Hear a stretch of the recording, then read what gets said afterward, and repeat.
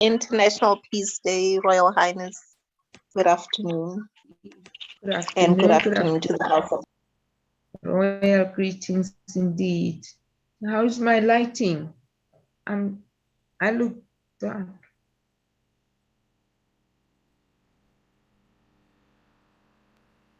Royal Highness. I'm not sure of my opinion,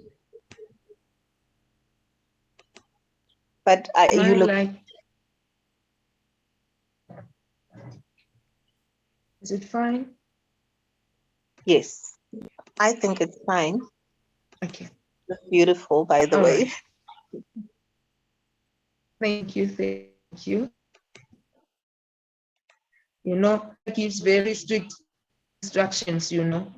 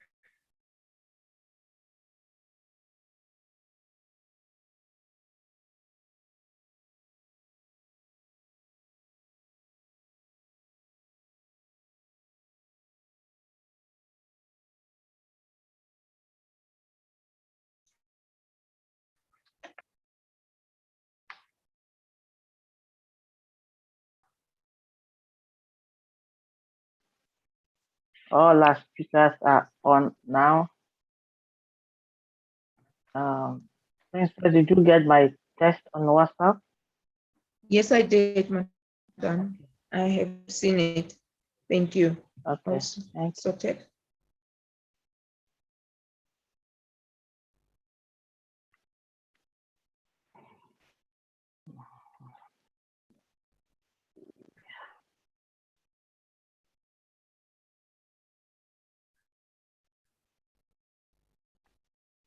Oh my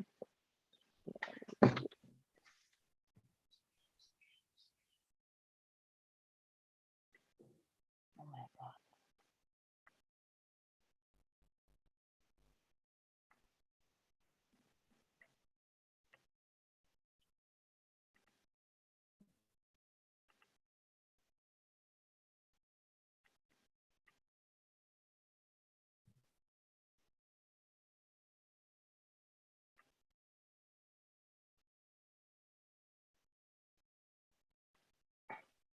Good morning.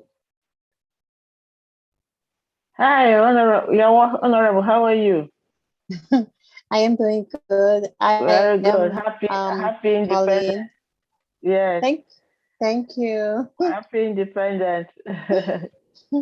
I was about calling you, and I saw you. I said, "Oh, thank God you are here." Yes. And I'm wishing everyone a good morning too from New York. Wow. Good morning to you too. Okay. Just in 2 minutes, I want to get the video ready, and we'll start.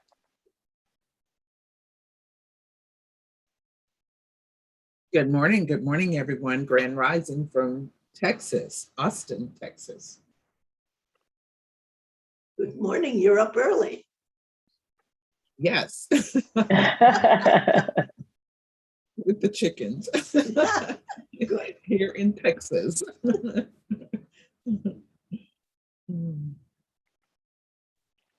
Please, if any panelist is on the attendees, please notify so that you can be promoted.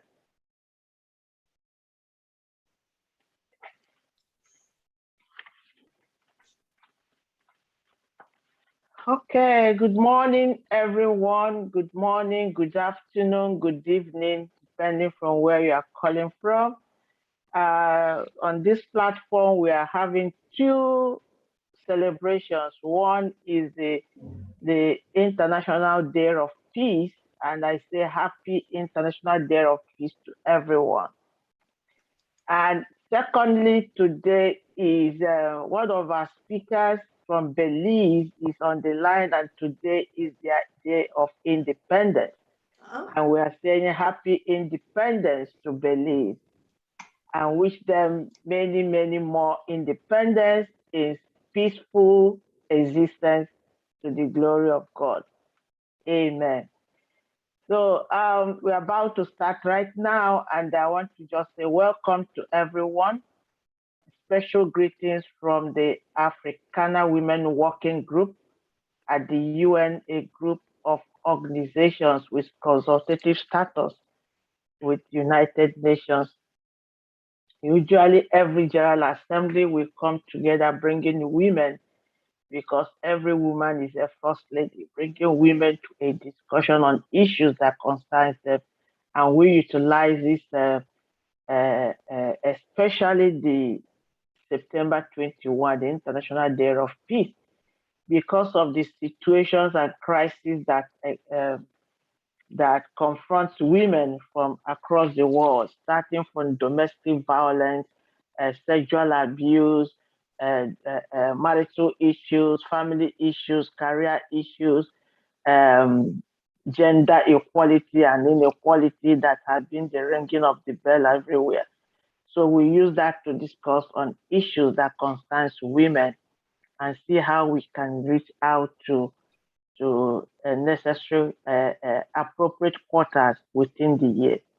So we are glad to join again today, 2021, to bring in the world peace in the post-conflict, in the post-COVID-19 issues on gender, generation equality, women, peace, and security, and see how best we can move this train to make sure that women are comfortably in areas where they are placed.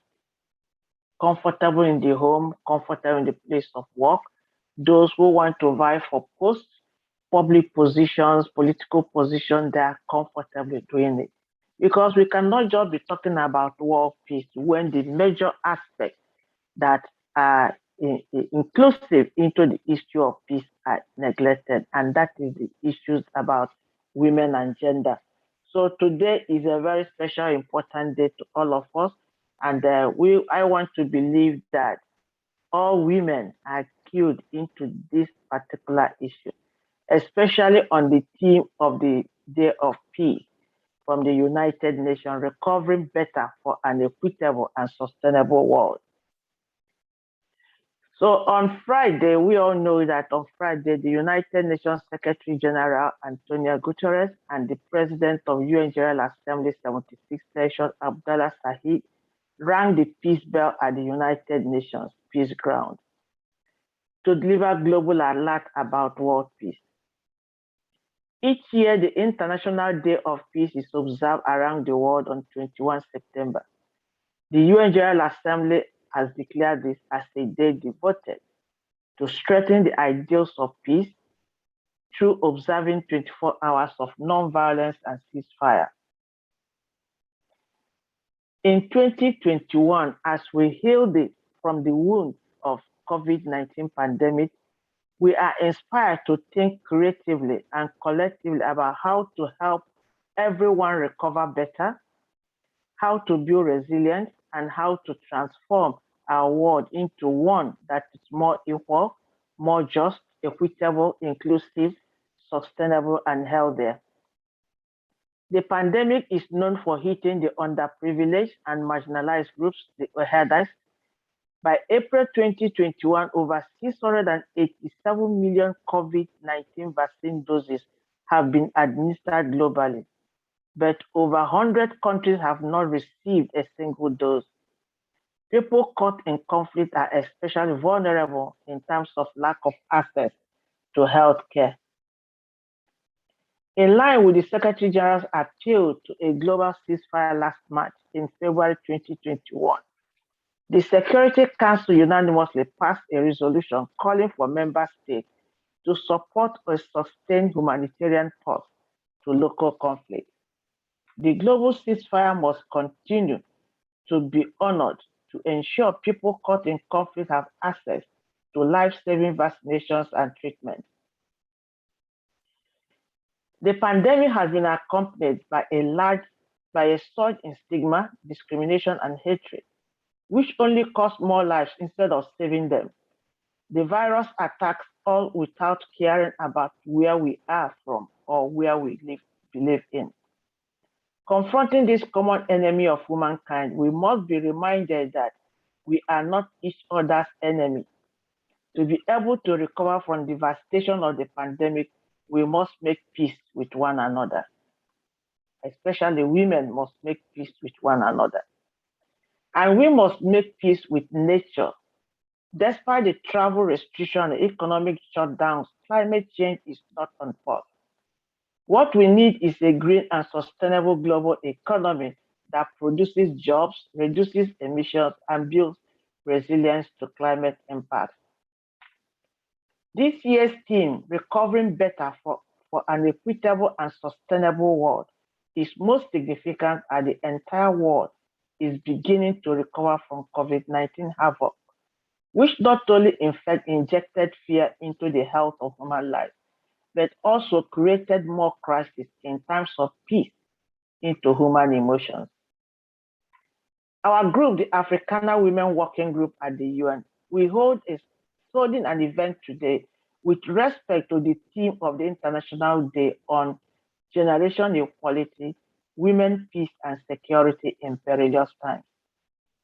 We are joining the global community to celebrate peace by standing up against acts of hate online and offline, by spreading compassion, kindness, and hope in the face of the pandemic, and to a diverse virtual discussion as we adopt post-COVID-19 recovery. We invite us all to join the efforts of the United Nations family as we focus on recovering better for a more equitable and peaceful world. The International Day of Peace was established in 1981 by the United Nations General Assembly. 2 decades later, in 2001, the General Assembly unanimously voted to designate the day of September 21 as a period of nonviolence and ceasefire. And this is how we are today, to continue with that desire that September 21 is a day of nonviolence and ceasefire. So I welcome all of you, and before we go further into the program, I would like us to listen to the message of United Nations Secretary General on International Day of Peace.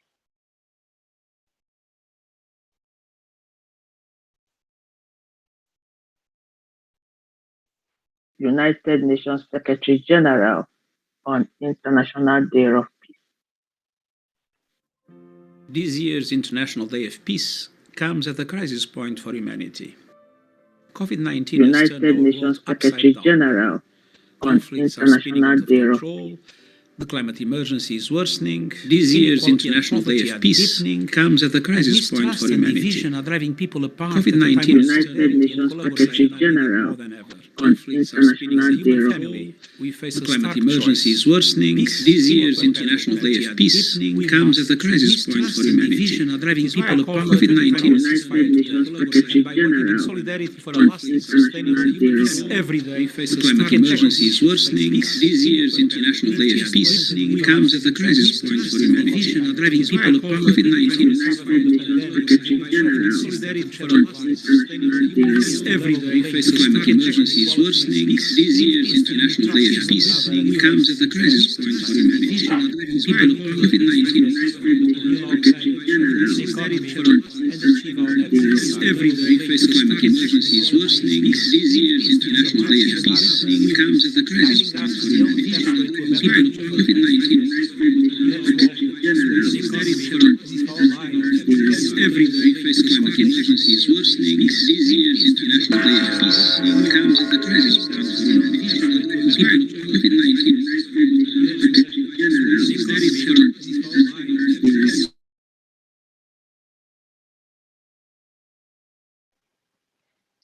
Thank you. And I want to introduce our moderator for today in the person of Her Royal Highness Princess Chepi Motlong. She is the founder of Kushorel Lift Foundation, NPC, and MD of Nalib Yat Chepi Business Consulting Limited from South Africa. Your Royal Highness, you have the floor. Thank you.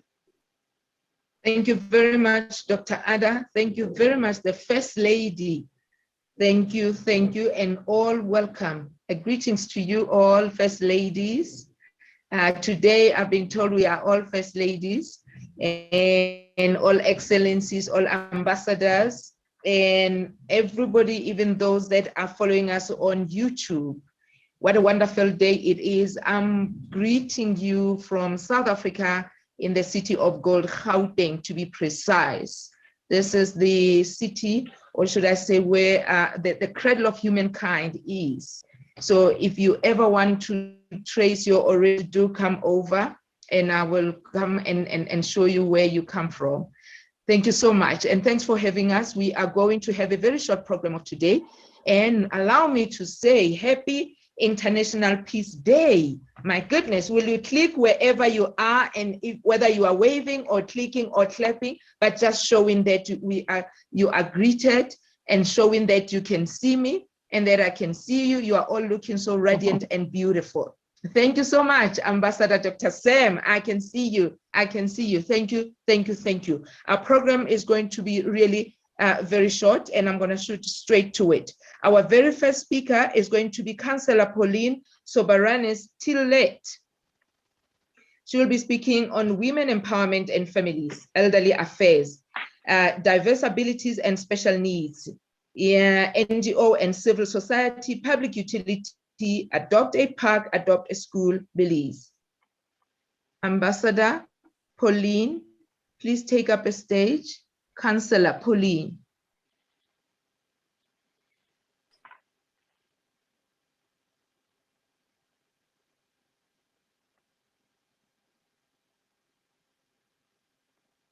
Good morning. I'm not sure if you all are hearing me, but good morning to everyone.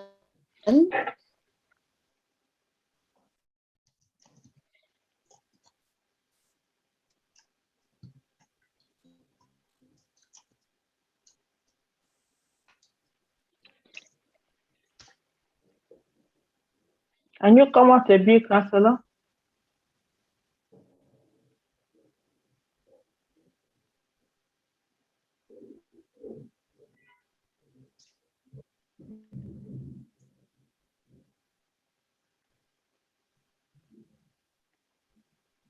All right, perhaps we can remove the spotlight on the Africana Women Working Group, Dr. Ada. Oh, okay. And we can spotlight the next speaker. Is Councillor there? I think you are having sound problem.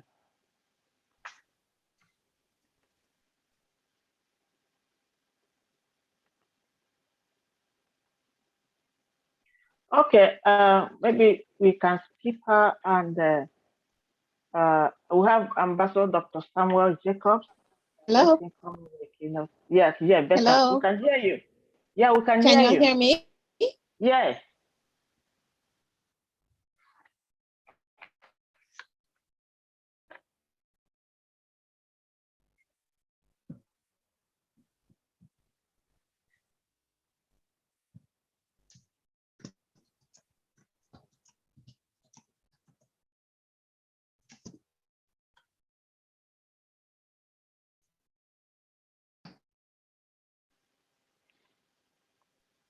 We can't hear you again.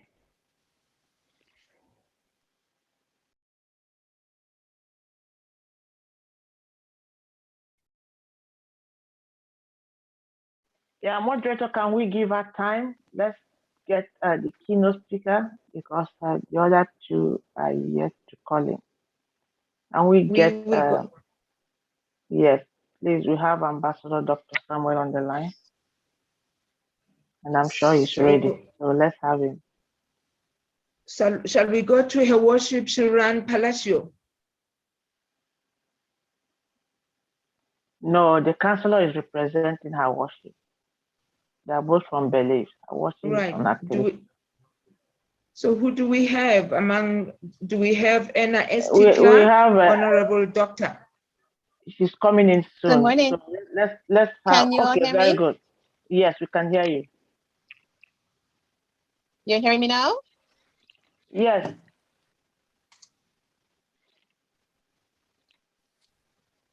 Okay, so sorry about the morning once again. My name is Colette. I'm a city councilor representing the beautiful, which is Bamapan. We're located in Central America. We are bordered by the north by Mexico, the west south by Guatemala, and the east by the Caribbean Sea. We're the only English-speaking country in Central America. We're 8,867 square miles. We have a population of almost 407,000 people. I am so glad to be on this forum, and I'm sure that I'm learning a lot. Thank you.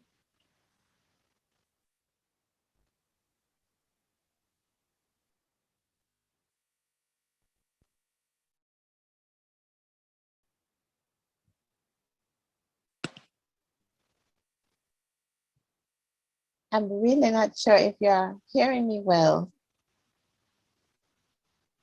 Yes, we can hear you, Councillor. Okay.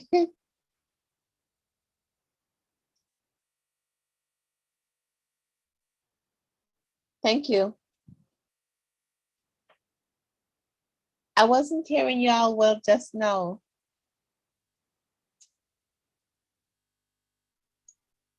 We can hear you.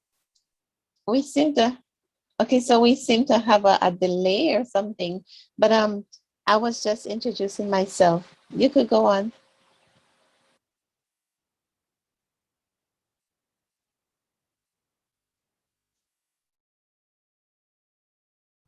You have a platform to do You your could go ahead. presentation, Councillor. You have a platform to do your presentation, Councillor. Okay, so what I'm going to speak on is women empowerment in Belize. And so what we do is in my portfolio, it's one of my portfolio is women empowering families and children. And what we do here is that we try uplift women. As a woman, we try and bring up each other as we give them like platforms in sewing. We notice that a lot of our women don't have opportunities to move forward in their lives. They reach a certain spot and like life just closes up for them.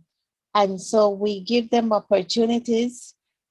We have sewing classes, we have cake decorating classes, we have mentorship classes, and we just have people teaching them, give them more perspective. And we notice that after they have going through all of that, and they feel better about themselves. They have more confidence, and they're able to now move forward. That is one of the things our in Belize or in Belmopan. Can you go ahead?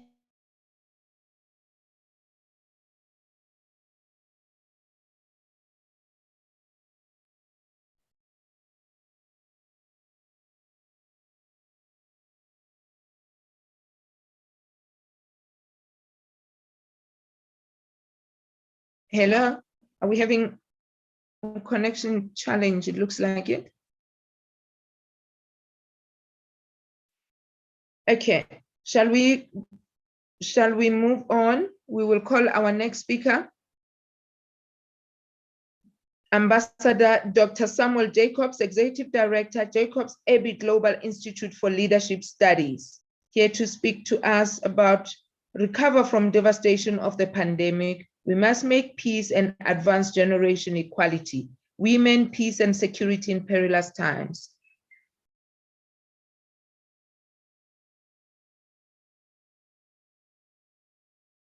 You are muted, sir. Hi, how are you? Thank you very much. We can see and hear you now. Very good. Thank you very much. It's a pleasure to be with all of you and to speak today on this very important topic of recover from the devastation of the pandemic. We must make peace, advance generation equality, women, peace and security in the perilous times. First of all, for those who may not know me, my name is Dr. Samuel Jacobs Abbey. I'm based here in Washington, D.C., the Executive Director of the Jacobs Abbey Global Institute for Leadership Studies, and also Adjunct Professor in Leadership at the Executive Leadership Masterclass. So to dive straight into this topic, I believe that it is so important for the world on the day, as an important day as International Day of Peace, to recognize the importance of coexisting and co-living. The challenges we encountered in the year 2020 and into the 2021 has taught the world a great lesson. As human beings, we all share the same sorrows.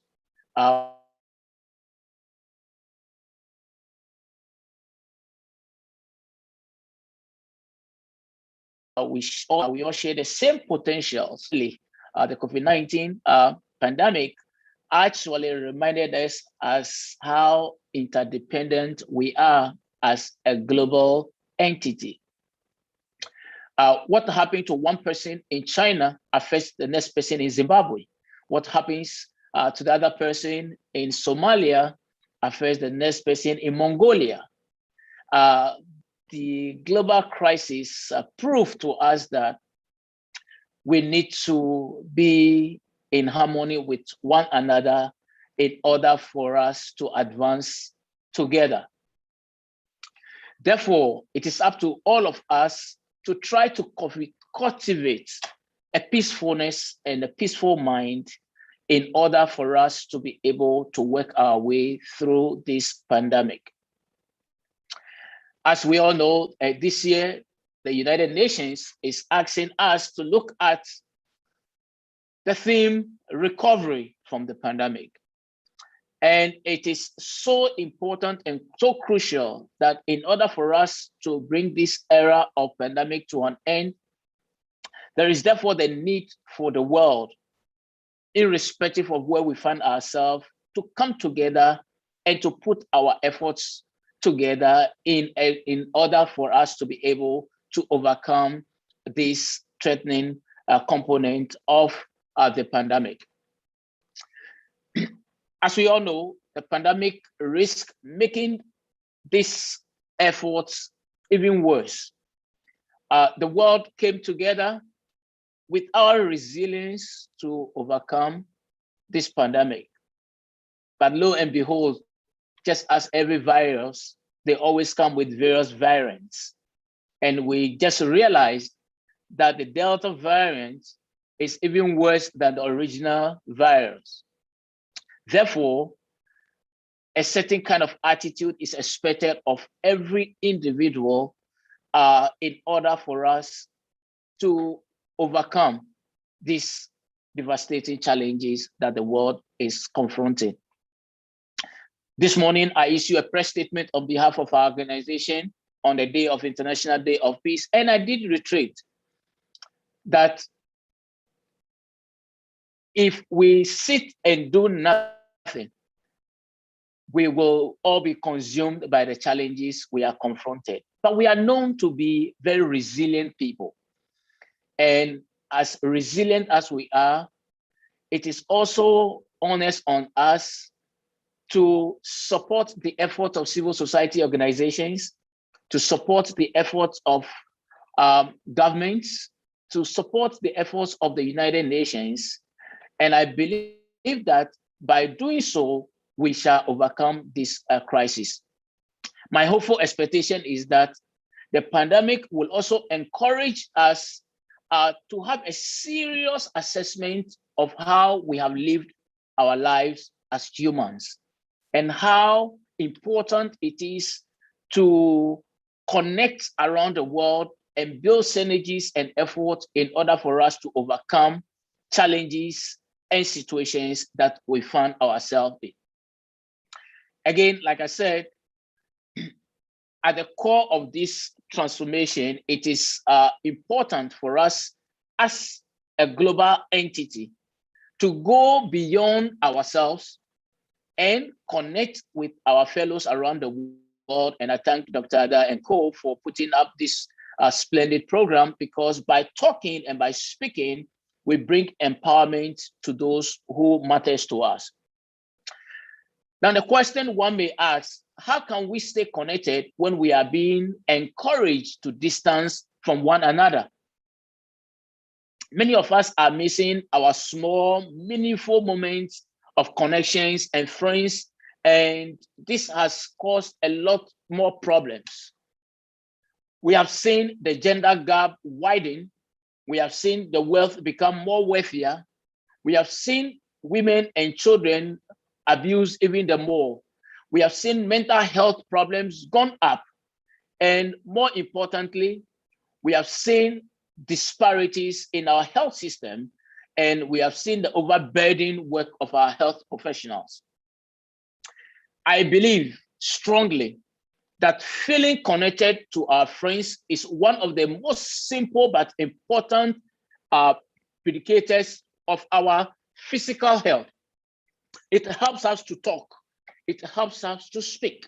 It helps us to share our problems, and also helps us to fill in the gap. We will eventually resume our shared activities, I strongly believe so, which we have already started, but we can also benefit from shifting the narrative from the importance of our relationship with others and help foster a relationship that will build strong mindfulness. As our theme speaks, we are looking at recover from the devastation. How do we recover from the devastation? We can only recover from the devastation if we sacrifice even the more. Because the more we sacrifice, the more we put in the efforts to defeat this global pandemic.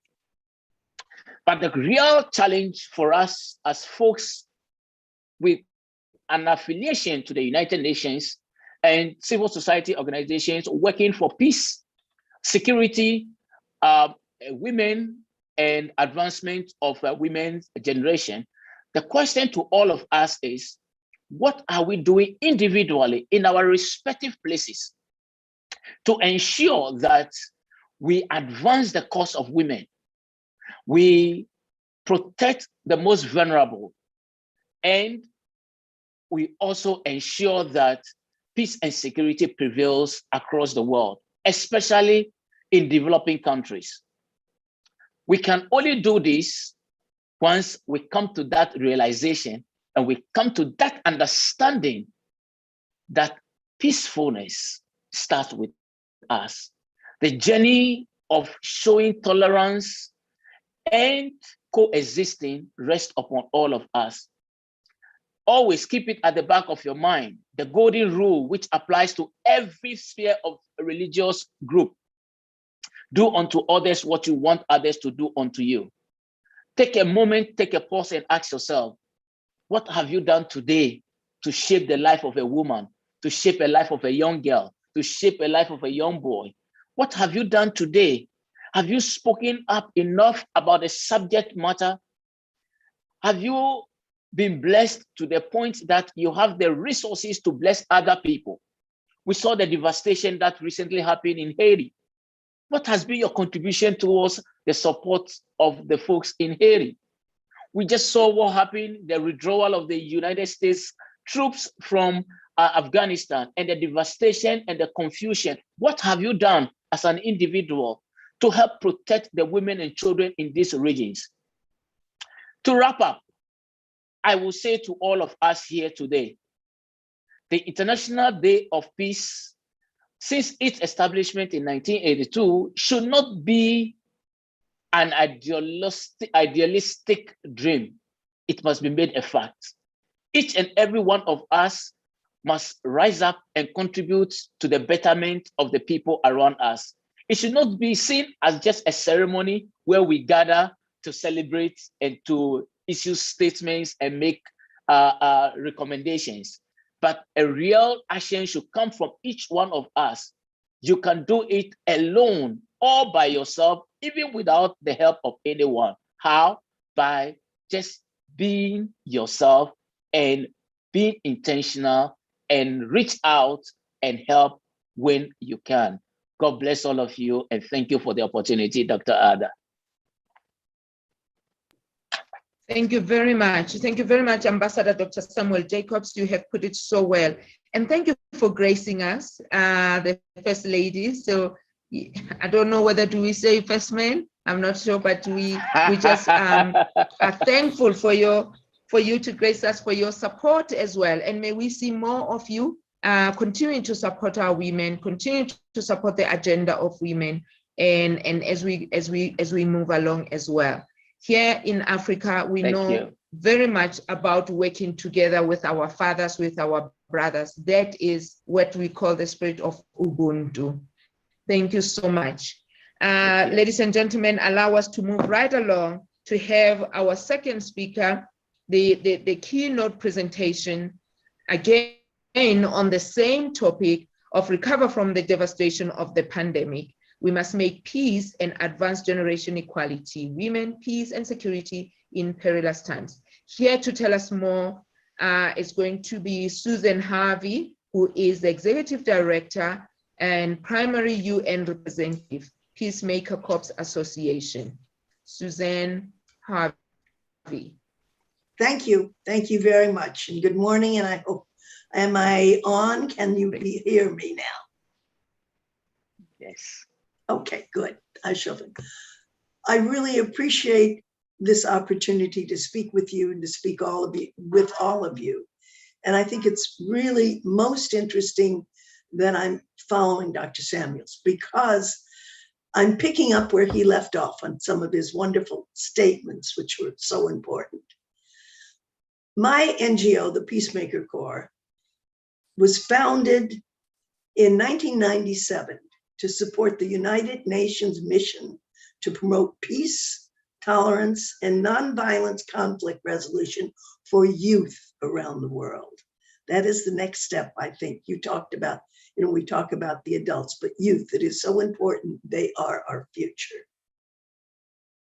Our Peace in the Streets Global Film Festival, which I'm executive director, has given future peacemakers here in the US and across the globe a voice by providing them with filmmaking and storytelling skills and technical tools to change the world in innovative ways so that they may build meaningful lives for themselves, their communities, and all who are touched by their stories.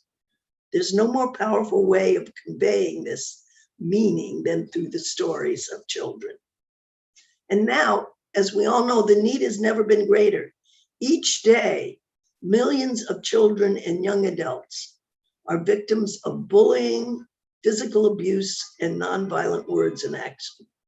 Peacemaker Corps works with victims of and key stakeholders in business, law enforcement, government, NGO sector, and private individuals to help children make sense of their experience and find a productive voice and tell their simple, sometimes often compelling stories. At a time when conflict has overtaken conversation and destruction has decimated public dialogue, Peacemaker Corps is intensifying its efforts to engineer peace building. The Peacemaker Corps programs empower teenagers in the United States and globally from diverse racial, ethnic, religious, social, economic, and gender backgrounds to learn the art of making peace. As an antidote to universal scourges, the Peacemaker Corps is designed to equip young people with tools to foster tolerance, engage in nonviolent communication, learn anger management, and practice mediation techniques and community building strategies.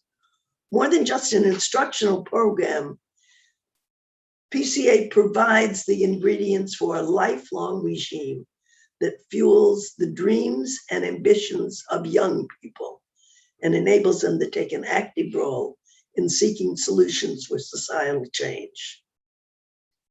We help children become ambassadors of peace and prevention of violence by providing them with technical tools, filmmaker training, and equipment and mentorship.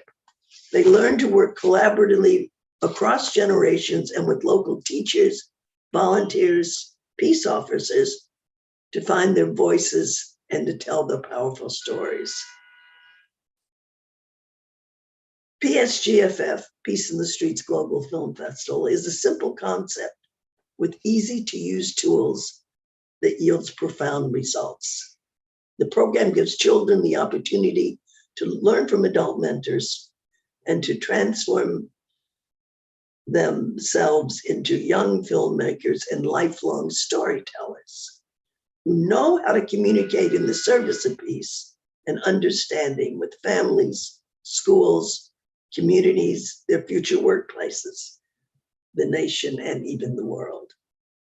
Combining new skills with their unique perceptions, Psgff empowers youth to share their dreams and ideas for peacemaking.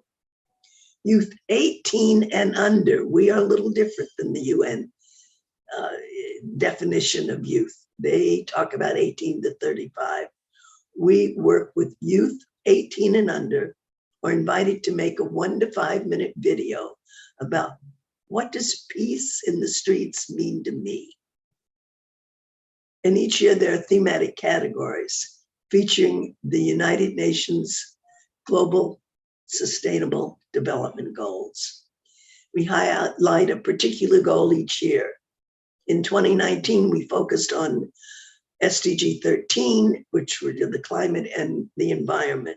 2020 was SDG 3, good health and well-being, which includes the really, really important and significant point of mental health in children so impacted by the COVID-19 pandemic. In 2020, the Peacemaker Corps became a partner with the Office of the Secretary General of the United States to commemorate and celebrate the 75th anniversary of the UN. We ensured that the stories and visions of our global connection of young filmmakers initiated direct youth dialogues on the theme for the 75th year, sharing our future together, the future we want, the future we need. Since the launch of our 2020 Psgff UN 75 in January 2020, our world has changed dramatically. We all know that. We are experiencing something that none of us worldwide has ever known before. Psgff 2020 asks what it means to global youth who will be the leaders of tomorrow to experience the surreal world of today. We featured films about the feelings, thoughts, wishes, and plans of youth. What does peace in the streets mean in today's world of security in place and social distancing? Although they may come from different cultures and different parts of the world, today we're all the same, as was just indicated in the previous presentation. Peacemaker Psgff is very, very passionate but having the global filmmakers tell the world their stories. These youth films and stories will be the history for tomorrow. In 2021 and continuing in 2022, it's SDG 11, Sustainable and Safe Cities and Communities. Our COPS Kids Kindness Initiative stresses the necessity of youth and law enforcement learning to understand one another.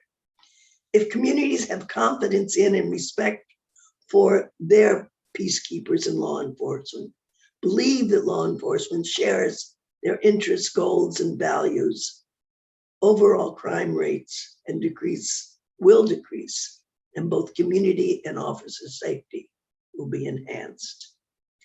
Our initiative will create a space for mutual storytelling, where police officers can learn the stories of at-risk youth in their neighborhoods and share their own stories and experiences in law enforcement. This will be a safe and open place for everyone to share views, fears, and concerns authentically and with transparency. Youth and law enforcement will build bridges of understanding. The intergeneration of vulnerable youth and law enforcement personnel at a mutual neutral space in the neighborhood and empowering youth as significant contributors will start a healing process, produce congenial communication, and reduce violence. Cultural and language-specific adaptation of our proven programs will be produced and distributed via PCA's proprietary digital platform and app, thereby enabling hundreds of mentors to simultaneously deliver training to youth around the world. PCA will extend and reinforce our mentor moderated program by creating, curating, and streaming peacemaking content to hundreds of thousands of youth around the world. Our Peace app is available to all free on iTunes and Google Play stores for all iPhones and Androids. I encourage all of you to download the app, watch our talented young filmmakers' films, learn how to create and submit films, and most important, exchange all important visions for the youth around the world. I thank you for giving me this time to present the visions of world youth to you. You can answer any questions, I'm open to it, or I can be reached at Suzanne, S-U-Z-A-N-N-E, at psgff.com. Thank you. Thank you so much. That is brilliant. And what resonates so much with your presentations, because I myself am such an advocate for the youth inclusion, and also having worked with Dr. Ada and being introduced to Youth Gather and just the agenda of the youth globally. It warms my heart to hear all this work that you've done, and very much interesting as well. So what I would like to know, and we all can participate. I haven't seen anything as your questions in there. We do have just a few minutes. So I am in Africa, and I hear you are speaking of the app where they can submit their movies that are really as raw as they are. So now our challenge here back at home is that it's not everybody who's as connected or who owns an iPhone. So what provision has been made so as to include us? Remember, also we are working on Agenda 2030, leaving nobody behind. Absolutely. So how do we get included? We are not here, and also hear me well, we are not saying here we are, how do I say, victims or coming with a begging mentality, no. But I would like to believe that because we are wanting to embrace the youth of the world, that there is provision for those that may not be as advanced as the world where you are. That is a wonderful, wonderful point, which I neglected to really explain further. This films can be submitted on their computers, on YouTube, on any form that they can to submit it. We can do it through our website if they can access the website. The point of the app is only that you don't require bandwidth, certain bandwidth for it, because it comes from the cloud. But that's a whole technical thing, which really I'm not an expert on, but we'll say that. And most importantly, we have always received films from Africa. We have what we call our filmmaking partners in the DRC, in South Africa, in Zimbabwe, and we currently have just been officially recognized in Kenya as an official NGO, the Peacemaker Corps Foundation Kenya. And that also, you can find that online. Peacemaker Corps Foundation Kenya. I like that. Yeah, and we are developing there in Kenya, and we're working with our youth there. We've received films from them. We have 2 extremely talented now mentors, because they're over 18, are working with the street children in Nairobi. We have received some amazing films from them and they are often our winners. We do awards every year from the UN to, children around the world. We definitely do not nor want to leave anyone out, and we make it possible for everyone. And we have received films from remote places in the hills in the Philippines. We have received films from, certainly all places in Central and South America. We have a wonderful partner in Mexico. We have other filmmaking partners, as I say, in South Africa, in Zimbabwe, in the DRC. We just received a marvelous film for our young filmmaker there when the volcano erupted.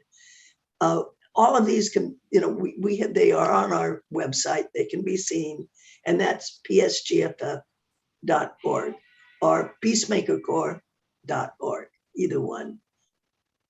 Great. That is wonderful. Thank you, and so great to hear that. I'm definitely going to make sure that we connect to the South African team. Absolutely. And then Absolutely. you can put in the all the contacts and the website, as we have mentioned, if you can put it in the chat.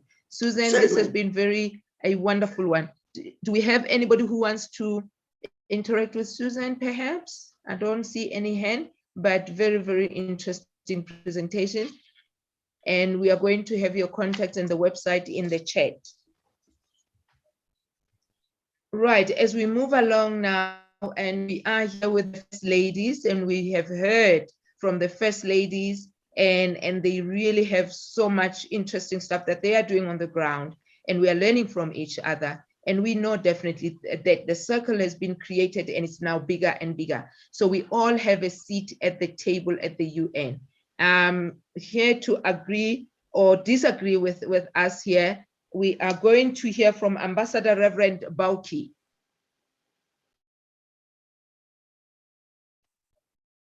Ambassador Reverend Bauki, I hope I'm pronouncing it well. That was a good try. Can you hear me? Yes, we can hear you. Thank you. Okay. Right. Hello. Was that me?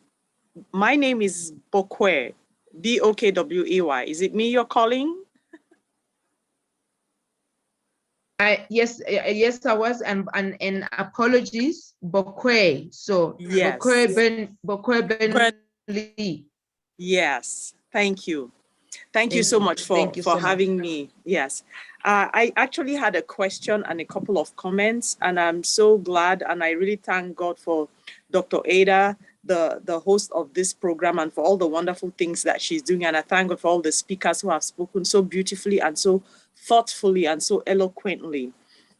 And so in the interest of recovering better for an equitable and sustainable world peace, the question that I have is, and also, Your Royal Highness, I liked a point that you made about people reaching out to Susan Harvey, one of our speakers who just spoke, and her organization from the motherland, from Africa, not in a beggarly spirit, but more like in a spirit of passion and self-worth and wanting to do something to contribute toward everything that is going on. And I really get excited when I see people from the motherland in Africa approach things in that way. So now my question is this. I was thinking, wouldn't it be wonderful for Africa to help her to recover better if we had a kind of a coalition of medical staff, of doctors and nurses and other medical personnel get together and form a formal organization, you know, similar to what we have like Doctors Without Borders and Red Cross and things like that. But this one made of medical people in the motherland and in the diaspora to help meet Africa's needs, her medical needs, because we know, just like the first speaker said, one man's problem in China became the whole world's problem, you know. And also because we know, because of the pandemic, we know that there have been cultural challenges and barriers to certain things that could have worked out better for everyone in the pandemic. So my thinking is that, you know, if we, especially in different parts of the world where cultural matters are different and they are important, with medical people who are savvy to the cultural challenges and the mindset of the people, I think that we would have, they would be more effective in terms of effort. So this is what I'm asking, whether there could be a situation where, or a forum that anyone could spearhead, where we could have a coalition of medical personnel with an understanding of the cultural and social challenges of the African motherland to help solve the problems that arise through war, civil unrest, and of course the pandemic.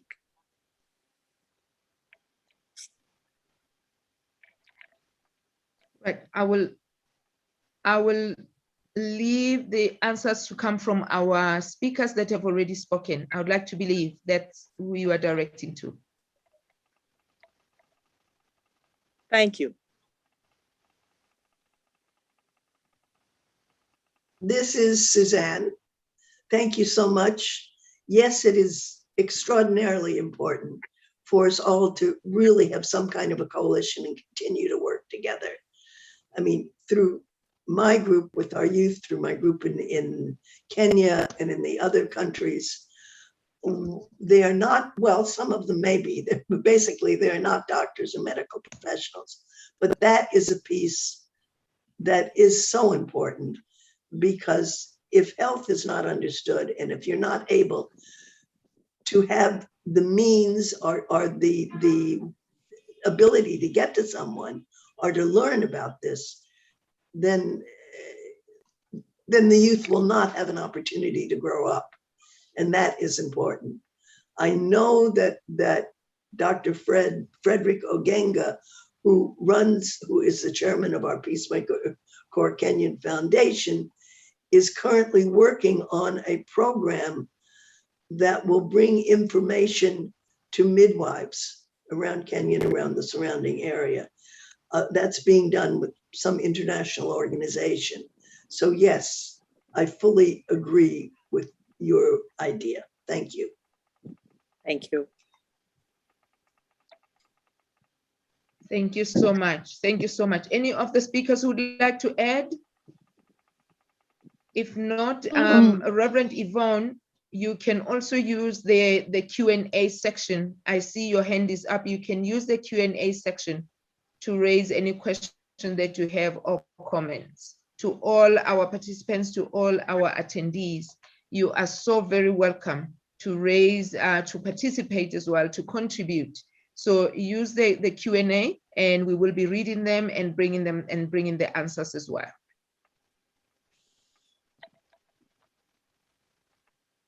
I am Pauline from Belize. I Yes, love the idea of well, we call it networking or net weaving here.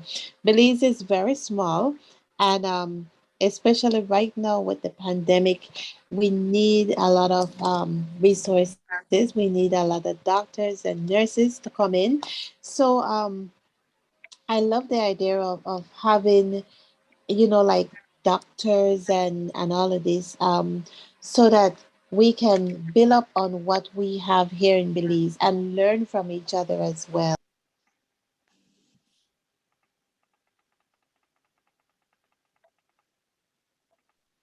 Totally agree. Totally agree. It is always so good to learn from each other, because while some of the challenges are common, but then you find that some of the solutions that are coming from different countries can be helpful. You find that there is a solution that has been found maybe in the other part of the world, and while the other part of the world is struggling with the challenge. I completely agree, Councillor. Thank you. Any other addition from our speakers or anyone who would like to add? If not, shall we move on to the next section, Dr. Ada? Yes. Yes, we can. To the I final hope I section. have. Yes. We are now going to be moving along to the panel session, panel discussion. May I have Cece Cole? May I have, you can help us to spotlight them, Dr. Ada. Her Royal Highness Princess Khabo Moroka. May I also have B. Baylor. Is it B. Baylor or Bia Baylor? Please correct me. And I can see them all. Yes. Yeah, it's gonna be a wonderful Yes. afternoon. Be All our Baylor. first Can you, ladies are yeah, here can for you, the panel discussion. yes, can you view on video our panelists, please, so I can bring you out? I think, yes, we have had a request, Khabo, to please be excused from the video. Ah, I can't see her. She's going to be out of video. I see Cece, can you be on video, please? Dr. Tony Lawal, do you mind joining the panel? You can promote it to panelist.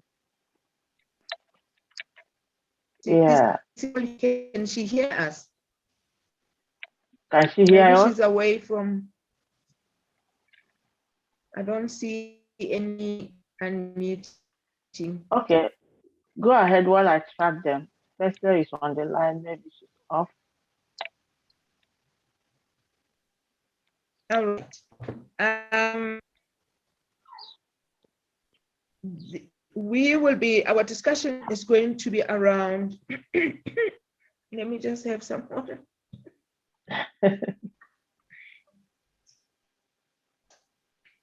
Thank you. Our discussion is going to be around recovering better for an equitable and sustainable world, which is most significant as the entire world is beginning to recover from COVID-19 havoc, which not only injected fear into the health of human lives, but also created more crises in terms of peace and to human emotions. This is Dr. Diana. Hello, good morning. Good morning. There you are. There you are, Ambassador. Right. So Yes. yes, you can be spotlighted now. There you are. Thank you. Thank you. Did we heard our topic of discussion? So because now maybe Bela, you are already here looking also awesome and wonderful. Please introduce yourself and give us just the intro of what you understand of the topic that we are going to discuss. Thank you, ma'am. Great. Thank you, Dr. Ada, and greetings to all the constituents that's on this forum. I am honored to be a part of the 2021 United Nations Day of Peace Forum.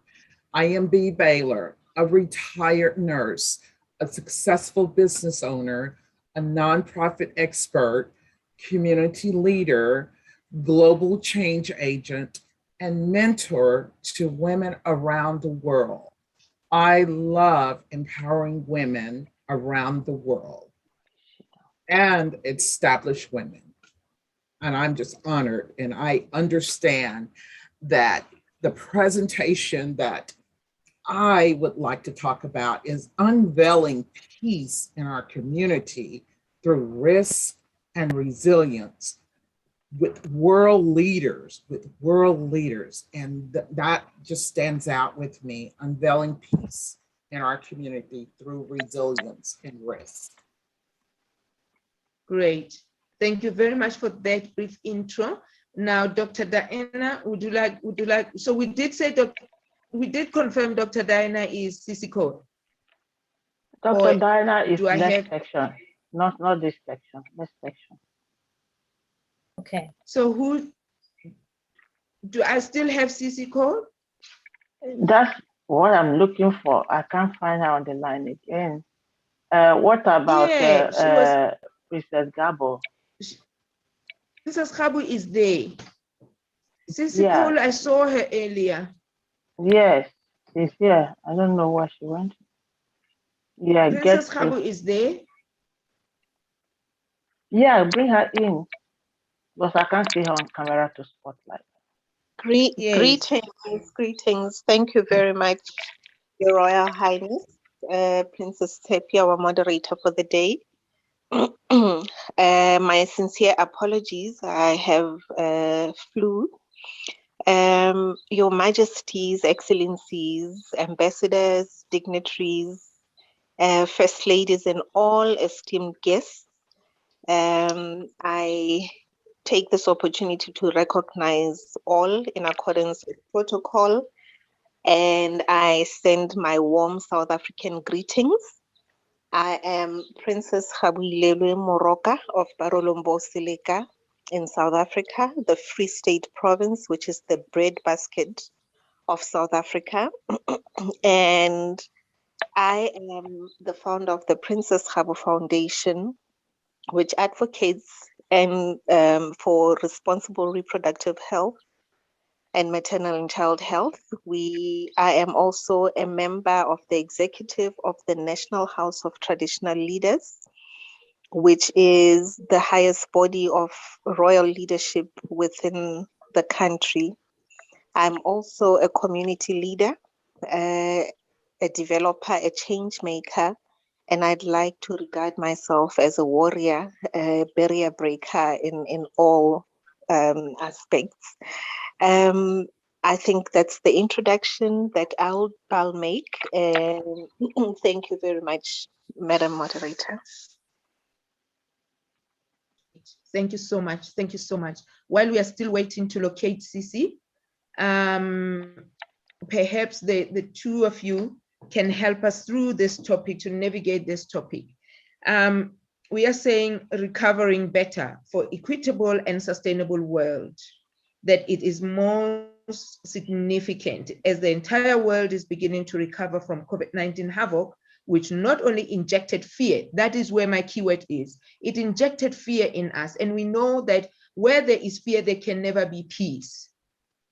So now as women, what I love is that both of you are envelope pushers, you are barrier pushers, breakers.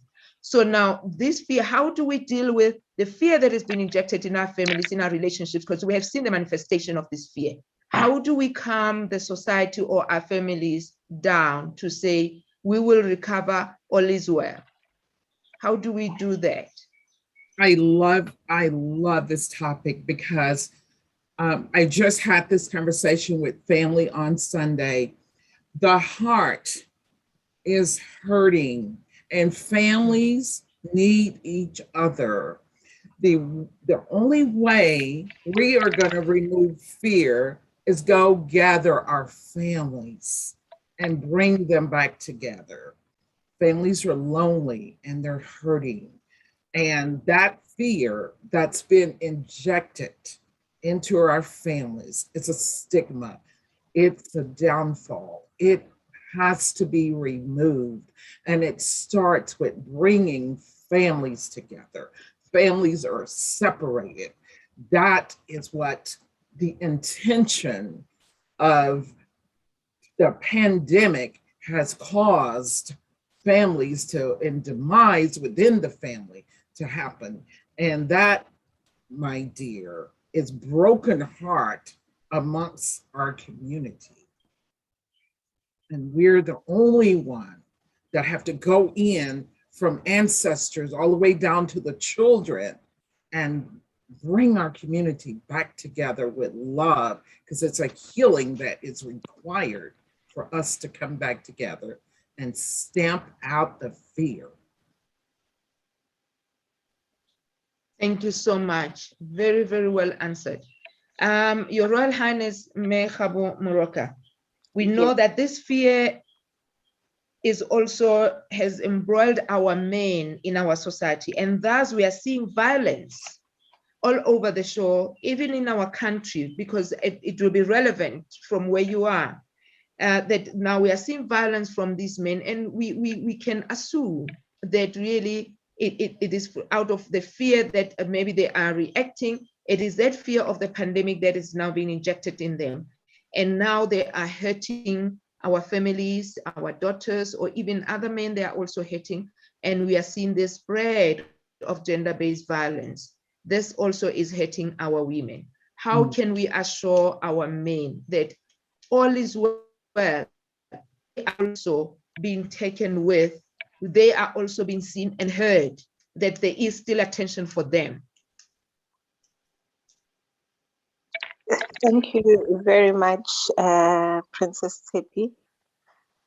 You know, when we speak about this issue of gender-based violence, I always say it goes deeper than just what we see on the surface.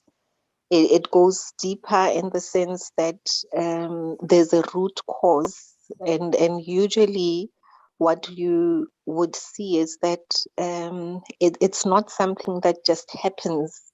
It's either, in most cases, when a man has not experienced love and has been broken in at some point or the other, it catches up with them at some point. So now when we come to COVID, when the world, I think it was just a shock to everyone, you know. We had to press the reset button. The world just had to press the reset button, and it sort of exposed a lot of things. We know how it affected the economy, and as in our country where the unemployment rate, for instance, was high even before COVID came in, we can just imagine the circumstances then when a pandemic like COVID then comes in. So I think what I'm trying to say is that this goes back to the moral fiber of our societies and how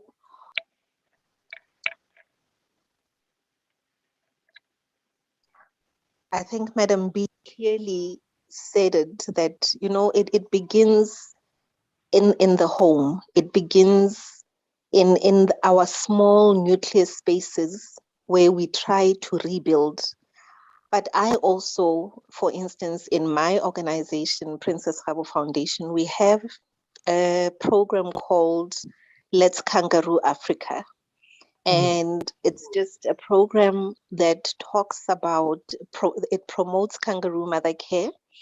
And it says, let us teach children to love in order for them to know what love is. Let us teach them to care in order for them to know what care is, so that when they grow up with love, with care, they are able to give it to the next person.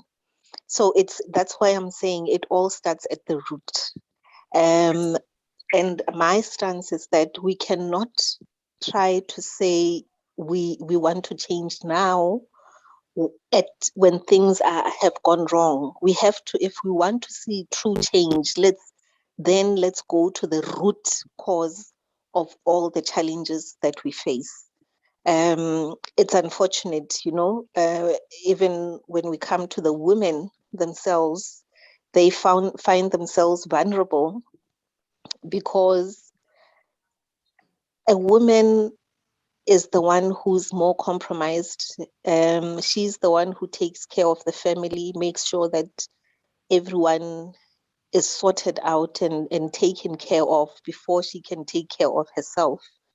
And it's very painful that when even let me say, even men are frustrated, the person that would become the punching bag would be the woman, because they take out their frustrations on them. So it's so unfair that we have to carry, we are givers of life. God trusted us with giving life, with nurturing, with building nations. And yet we are the ones who suffer the most. I mean, when we talk about leaders, world leaders, they come from a woman. There is no human being on earth who is not born from a woman. And that is something that we need to teach our men, our boys from a very young age, that a woman is precious in every regard. Thank you. Beautiful. Thank you. So very well put, so very well said. We are now going to, let's make a space at the table, my dear panelists. Let's make a space for Ambassador Toyin Lawal. The table of women, it always has a space. As women, wherever we go, we can never say we are enough. We know how to do group. We do group very well. We do teams very well. We do lobbying very well, and we never do things alone. So, Madam Toyin, please come and join us. There's a seat here with your name, and I want to speak peace. Last time when we were with you, I know that you had to leave us on an emergency. I speak love to you. I speak peace to you. And I do know that we kept on praying for you. And I'm glad to see you today here. Please come and join us. Your seat is here.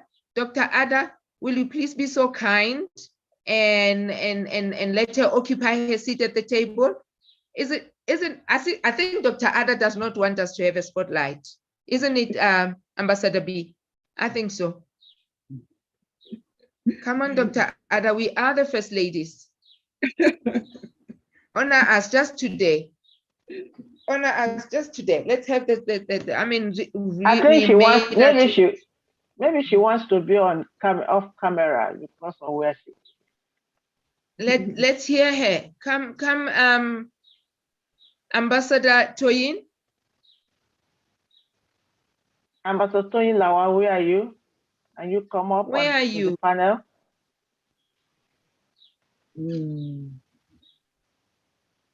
Hello.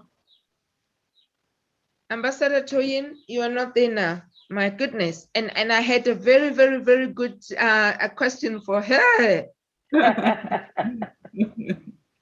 had a very, very good question for her.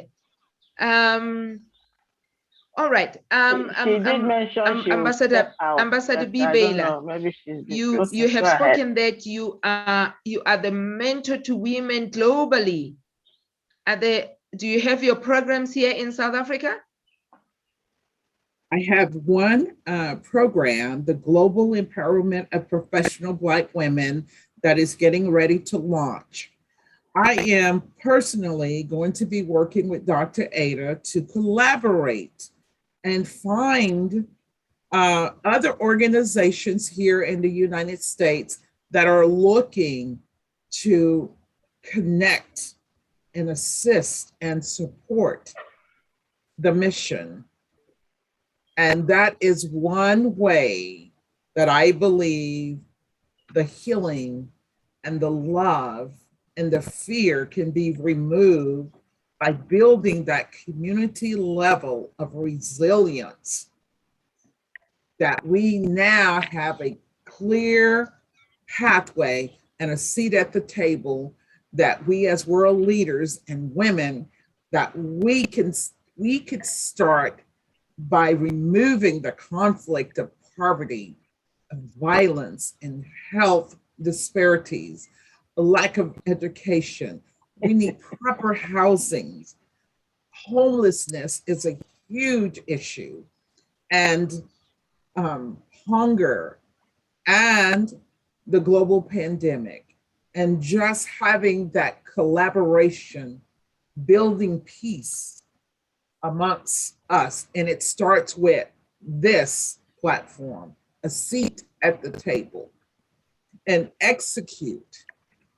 When there's an issue, we have the power to change that issue through the risk that we already take as women.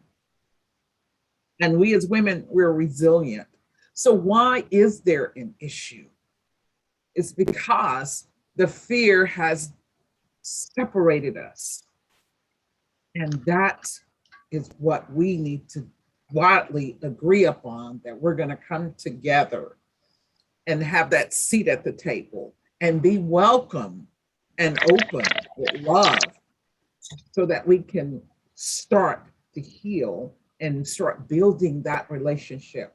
When Dr. Ada announced that she needed this, I immediately start reaching out to people that I know that are nonprofits. As a nonprofit expert, I know of well over 60 nonprofits. And how do we take away the selfishness that the pandemic has caused us to be selfish and stay in our own little cocoon? And now it is time to come out. It is time. Yes, we're going to gird up and mount up and mask up, but we've got to be on the enemy front line right now to stamp out this problem amongst our people in our community. And it starts with us embracing each other. That so very well put. Are we still not having Ambassador Toyin? So follow up on what you have said. Leaders are hurting. That is correct. And because of the fear, we see it also manifesting, that they are hurting. We see it manifesting. Perhaps allow me to say, sometimes you'll see it through factions. That these factions is because of the fear that one is thinking that the other is better, or maybe their seat at the table will now start disappearing. So speak to our leaders. And sometimes we see it through aggression as well. Speak to our leaders. And I want you to speak to them and release a word of healing to them. How do you say the table is still big? The table has not shrunk. It's just the fear of the pandemic. But now as we recover, how do we heal that so that we can come back from this aggression and the factions that have been created, and perhaps even animosity now among us as leaders? So speak to us as leaders and heal us. To you, Ambassador B. Okay.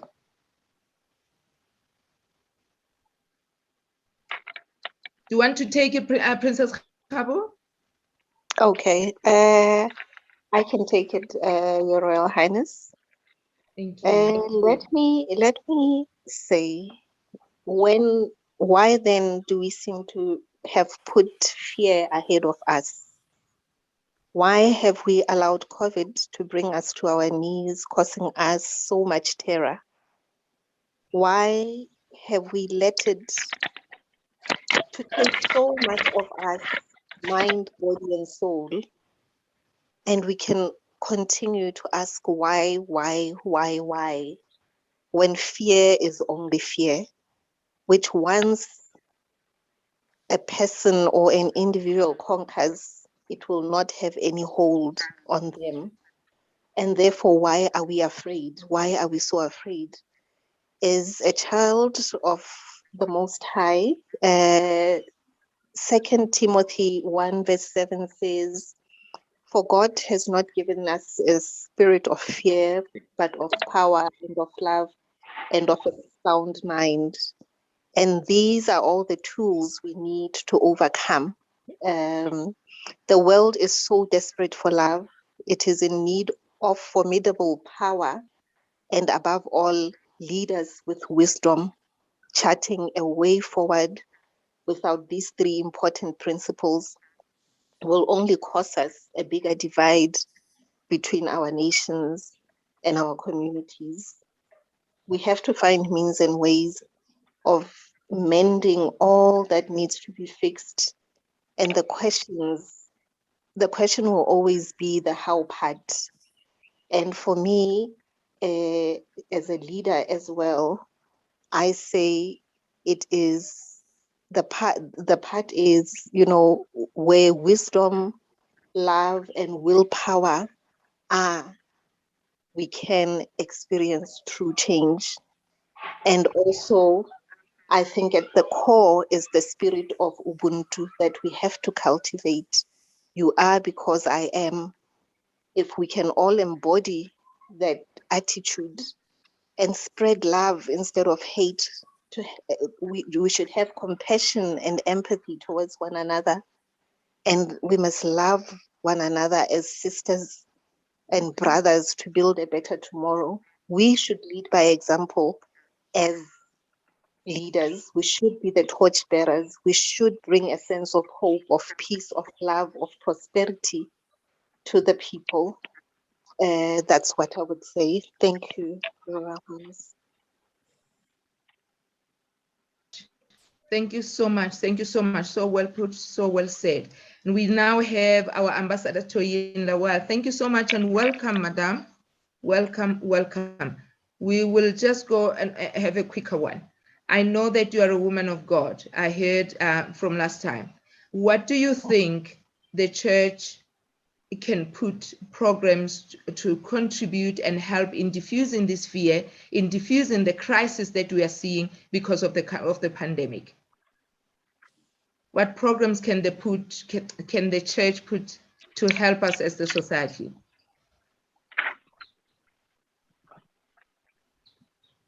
You need to unmute, Ambassador. Oh yeah, sorry, so sorry. Thank you so much, Excellency, all panelists, Dr. Ada, and all the previous speakers. Happy International Peace Day. Thank you so much for this opportunity. And I do apologize, I'm currently in the ICU working. So you see me with all mask up. I have people around me. So please pardon me for that. Very good question. And I want to highlight that the pandemic has actually brought us into a new light of health services, looking at gender equality, looking at the SDG goals, and looking at the effect of the pandemic on social, economic, health crisis, public health crisis, housing, food. So I want to emphasize that what we have been able to do is to lift up, our community in the area of, how we say, strategic planning for health and partnership. Number one, we use the platform of telehealth to effect, effective health services for our people in the community. And I will give an example of about 400 women that we are able to sponsor, through telehealth for mental health. During the pandemic, all these women, about 400 business women, lost their jobs. They lost economic crisis across Africa, Nigeria, Sierra Leone, Sudan, India. So what we did is we combined with Harvard University and used the telehealth platform, to use this opportunity for these women. They were able to do consultation, because when women lost their value for market value, for money in their pocket, there will be conflict in the house. There will be, crisis in the house. You can't do anything without food, in the sense that when the people are hungry, there will not be peace at all. So telehealth has helped us a lot to bring health services to this community. The women are able to see psychiatrists once in a month, and we also have group management once in a month. The opportunity is actually help us to gather all women together that are business women to use the platform free. What I did is I combined with another NGO from 1,000 Women in Religion. We combine with Impact R and Harvard University to do these services free for our women. That is number one. We also partner with ADA, Diabetic Association in Belize. And I know that we have our counselor from Belize that just spoken to help them in the area of health, so that, you know, the effect, because you see the pandemic affects a lot of people that has comorbidity. If we are able to help women understand how to take care of their health and reduce blood sugar, reduce blood pressure, reduce the effect of economic crisis on their health and their mental ability, they will be able to produce further. So we did that in Belize as well, and we also did in Nigeria. And currently, right now, as we are speaking, in Nigeria, we have 3 states that are going through distribution of empowerment for women right now as we speak, and also in India and in Sierra Leone. On behalf of 1,000 Women in Religion, we also partner, you know, with other organizations. I know that one of our speakers spoke about peace across, and this is why we did our legacy voice. And Excellency, you are one of our speakers during that program. To speak out, we enable women to speak out about their health, about what is going on in the community. That's how far I can say for now, and this initiative is really progressing very well. Thank you very much. Thank you so much. Thank you so much. I almost, because I know that you are at work, before you disappear, I want to really engage with you more. We speak on the United Nations Day Agenda 2030, and we are saying we are leaving nobody behind. Now, we know that also with the fear and the pandemic, all the effects, also there is the manifestation on our children as well. We see children also, they're suffering, some in silence, some they have lost parents, and it's just all over. So let us speak to this part of our society, these little people that are still developing in their minds. When this fear comes, when this crisis, how do we help them? Thank you, Excellency. One of the things that we also did for the youth is empowerment through digitalization. You know, now everything is electronic, so that our youth will not stay idle in the community. Dr. Ada, we had a program early this year on education and digitalization, and we are actually partnering with a lot of educators to bring strategic education to our youth. One of the empowerment also that we did is fashion, and I know that we presented this during the UN-CSW this year. And we also do sewing, hairdressing, carpentry, and handiwork, skills that our youth can use, you know, to be very engaged in the community, and also to empower them to look forward for the future. Currently, we are also training youth on e-health. E-health is using data to effect social determinants of health in the community. For example, some geographical areas, we know that equality is very important, but some are being left behind because of where they live, because of the culture that they are in, or because of some of the social determinants of health. So we are teaching this youth on how to locate, you know, some strategic position in their community and bring these people together to that community to see, okay, now in this area, let's say, for example, I will use maybe South Africa one area, Nigeria one area. What are the commonalities among these youth in this area? How we can strategically use our partnership from US, from UK to help this group coming up. And one of the areas that we did is having computer in our communities for the youth to use, to learn more, and to bring our elderly together as well. So we are using youth as part of our community movers and shakers. Great. Does that make sense? Yes, absolutely, absolutely. That's what I said, because I want to engage you more, because I can see that there is more in you. And what I like is that you have made it practical. To me, that's what is important. That's what is important, to make it practical. So now, I believe, Susan, thank you very much for coming into our table. You know, our table is still big. Our table is still big. Thank you very much for agreeing to the invitation. Here's let's hear what you want to contribute. I do have a question, but let's hear you first. Well, I just want to add to what was just said, because bringing in the youth, that's exactly what, you know, our passion is and what we do. And whether it's the youth around the world, certainly from Africa as well. But the concept of being, and we were focusing on mental health of youth. That's exactly one of our major themes in what does peace mean to me? Because they can't have peace unless they have real mental health. And the kind of programs that you're doing, Dr. are wonderful in there. And we should talk further about combining them. Because giving youth the opportunity to talk into their phones or YouTube or whatever it may be, and talk about how they feel and what it's meant to them and how it's changed them are things that is all such an important part of mental health. Because kids most time have difficulties telling these things to perhaps their parents or other adults. But when they're speaking into their phones, because that's become such a part of their lives, or speaking, you know, speaking to other kids, it's so meaningful. And it is such an important piece to bring the youth into this whole dynamic of really healing, because that's the way it can be healed. And thank you for letting me add that. Yes, yes, yes, and yes, and yes, and yes. Thank you so much. Who do we want to bring back? B, Ambassador B. Behavioral change education.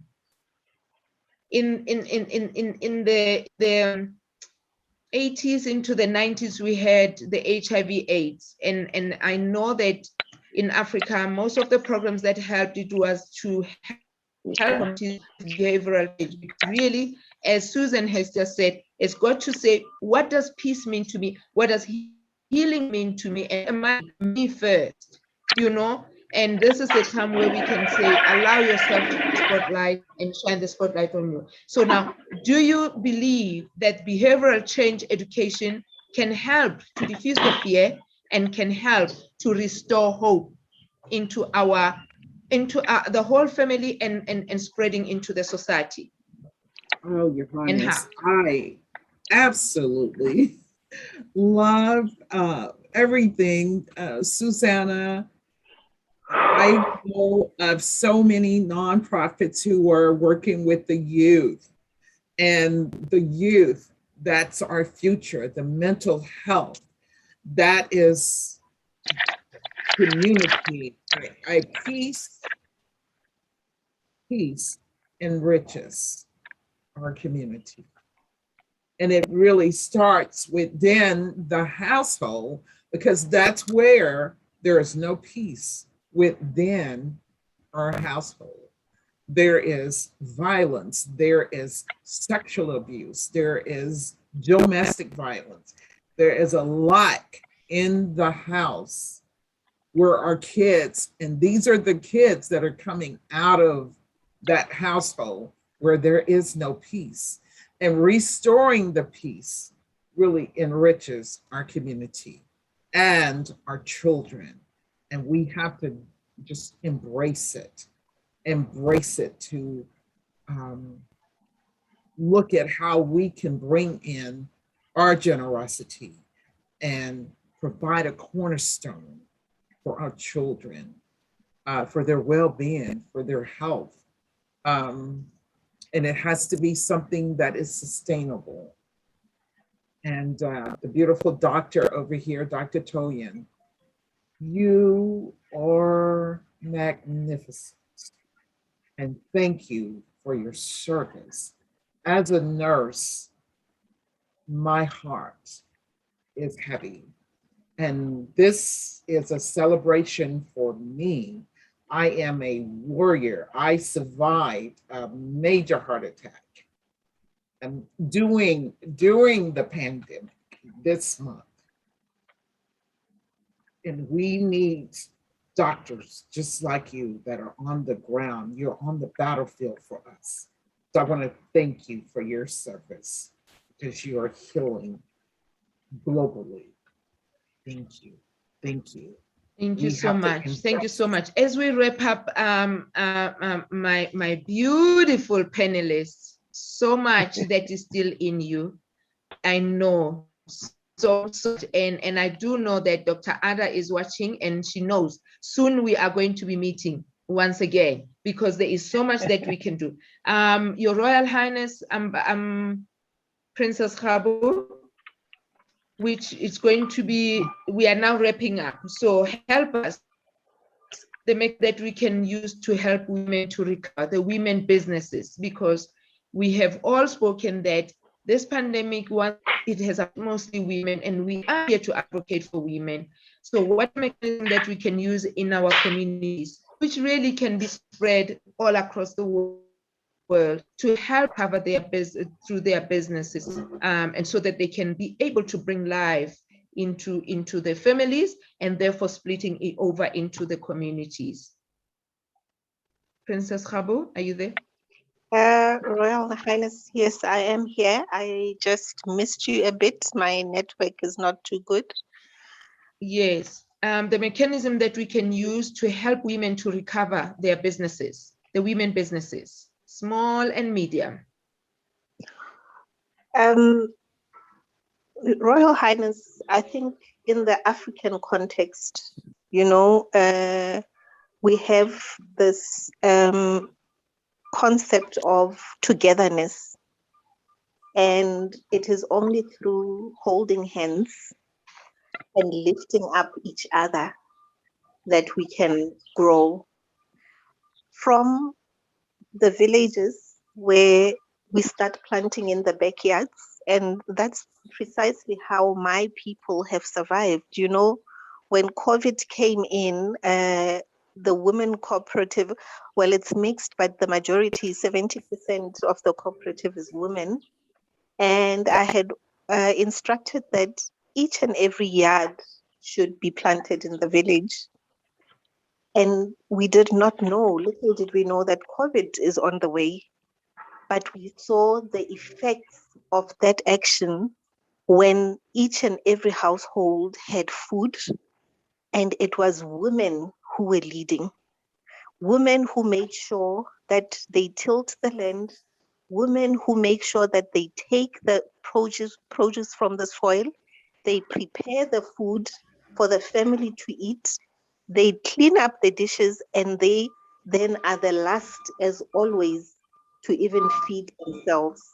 So for us to have sustainability, we have to come together as women, and those who are already at the fore must hold the hand of the one that's coming behind. That's how we will succeed as women. Together we can do much more. Absolutely, absolutely. Thank you so much. Here we are talking about the sustainable goal number 17. Collaboration is the new key word. There is no more competition, no more fear, no more crisis. We come together. Here we are now. And who knows, by next year at this time, we will be speaking programs that have emanated from these webinars, where now we have made it practical. We have learned and shared with one another. I have a minute each, giving your parting words. Dr. Toyin, 1 minute of your parting words.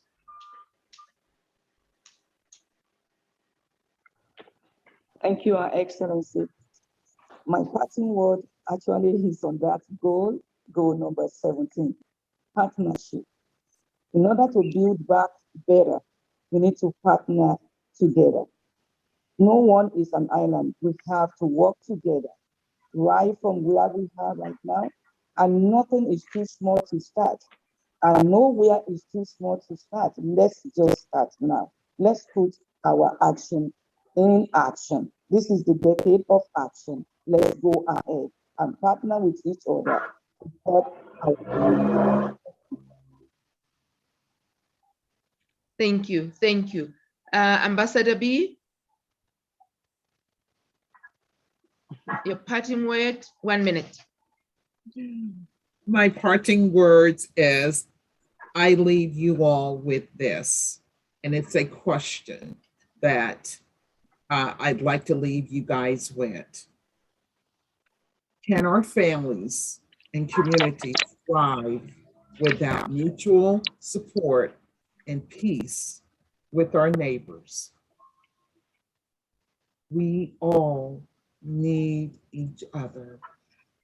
And world leaders, let's all surrender, because God is in control and we are not. We surrender, it will all flow, and we can become collaborative partners to change the world. Great, great, great. Let us go within where God has always been. He's never left. He's never somewhere. We've never postponed him. We've never put him on. He's always been there. Suzanne, your parting words. Unmute. You are muted. You are muted. You're gonna okay, now I did it. Now I'm unmuted. Thank you, and thank you for. And let's say when one says God, and particularly in our discussion today, I think it should be beyond that. It should be, because we're talking about women, and women are leading the world, and we are being a higher power. And I think that that's really important to look at it from this broad perspective for everyone, so that partnerships and working together and the necessity for doing that has always been what, again, the Peacemaker Corps has stood for, and is trying to instill in the youth of the world, so that they become the leaders, and leaders working together, listening to each other, and using words and not violence to make sure that there is a peaceful world. And thank you so much. I greatly appreciate being able to participate. And please, great. anyone Thank be you in so touch. much. I would like to stay in touch with everybody. So thank you. Yes, yes. Actually, the fair meets every month here, believe it or not. That's why you hear now we have testimonials of the previous month. So once you are connected with Dr. Ada, she's like a spider web. She has brought us all together. Princess Khabu, your parting words, madam. Royal Highness, firstly to thank each and every one of the First Ladies present here today, and our honorable gentlemen. I'm truly, truly humbled to be part of this platform. COVID-19, the monster and the very big elephant in the room, which forced the entire world to come to a standstill, which caused havoc and compelled us to press the reset button. I say, what a time to be alive, and how befitting that we are having this discussion on the International Day of Peace. As we are heading towards facing the aftermath of this pandemic, and yes, of course, finding equitable and sustainable solutions must be at the center of everything that is to be done as we move forward. We are, of course, seeking to see leaders who are bold enough, conscious enough to admit when they are wrong, that we do not continue to go down the path of war, the path of greed, the path of inequality, the path of corruption, the path of fear, the path of hate, and so forth. And speaking as a Christian, we know that God is love. We know that love is associated with all things good. Love is associated with care, with joy, with peace, with happiness, with abundance, with wholeness. Exactly how we as a people, as humanity, are supposed to be. How then did we get to where we are today?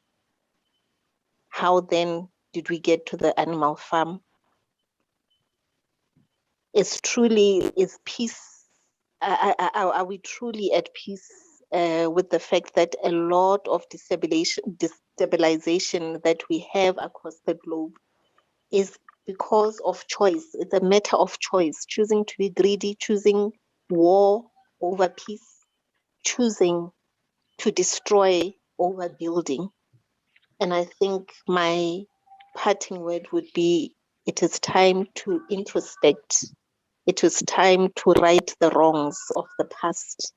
And it is time to take the lead as women, that we are the ones who will bring light. Thank you. Very, very great. Okay, as I conclude this wonderful panel discussion, as I conclude so that we can move on to the next item, I would like to say thank you to all my panelists. Thank you to all those that participated. Reverend, we saw you. So what I have learned, what I'm taking with on this International Day of Peace, is that peace is a conscious decision. We choose how to react. We choose how to interact with other people.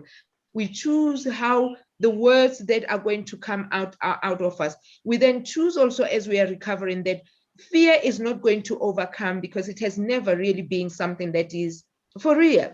So then peace will always prevail and peace reigns. In the land of the queens and the princesses where I come from back here in Africa, when I say back here in Africa, I'm making so that our sisters across the Atlantic can come back home and know who you are. This is the land of the princesses and the queens. We have always seen women that are fearless, that are brave, the warriors. Perhaps these are the stories that have never been told, but we know that.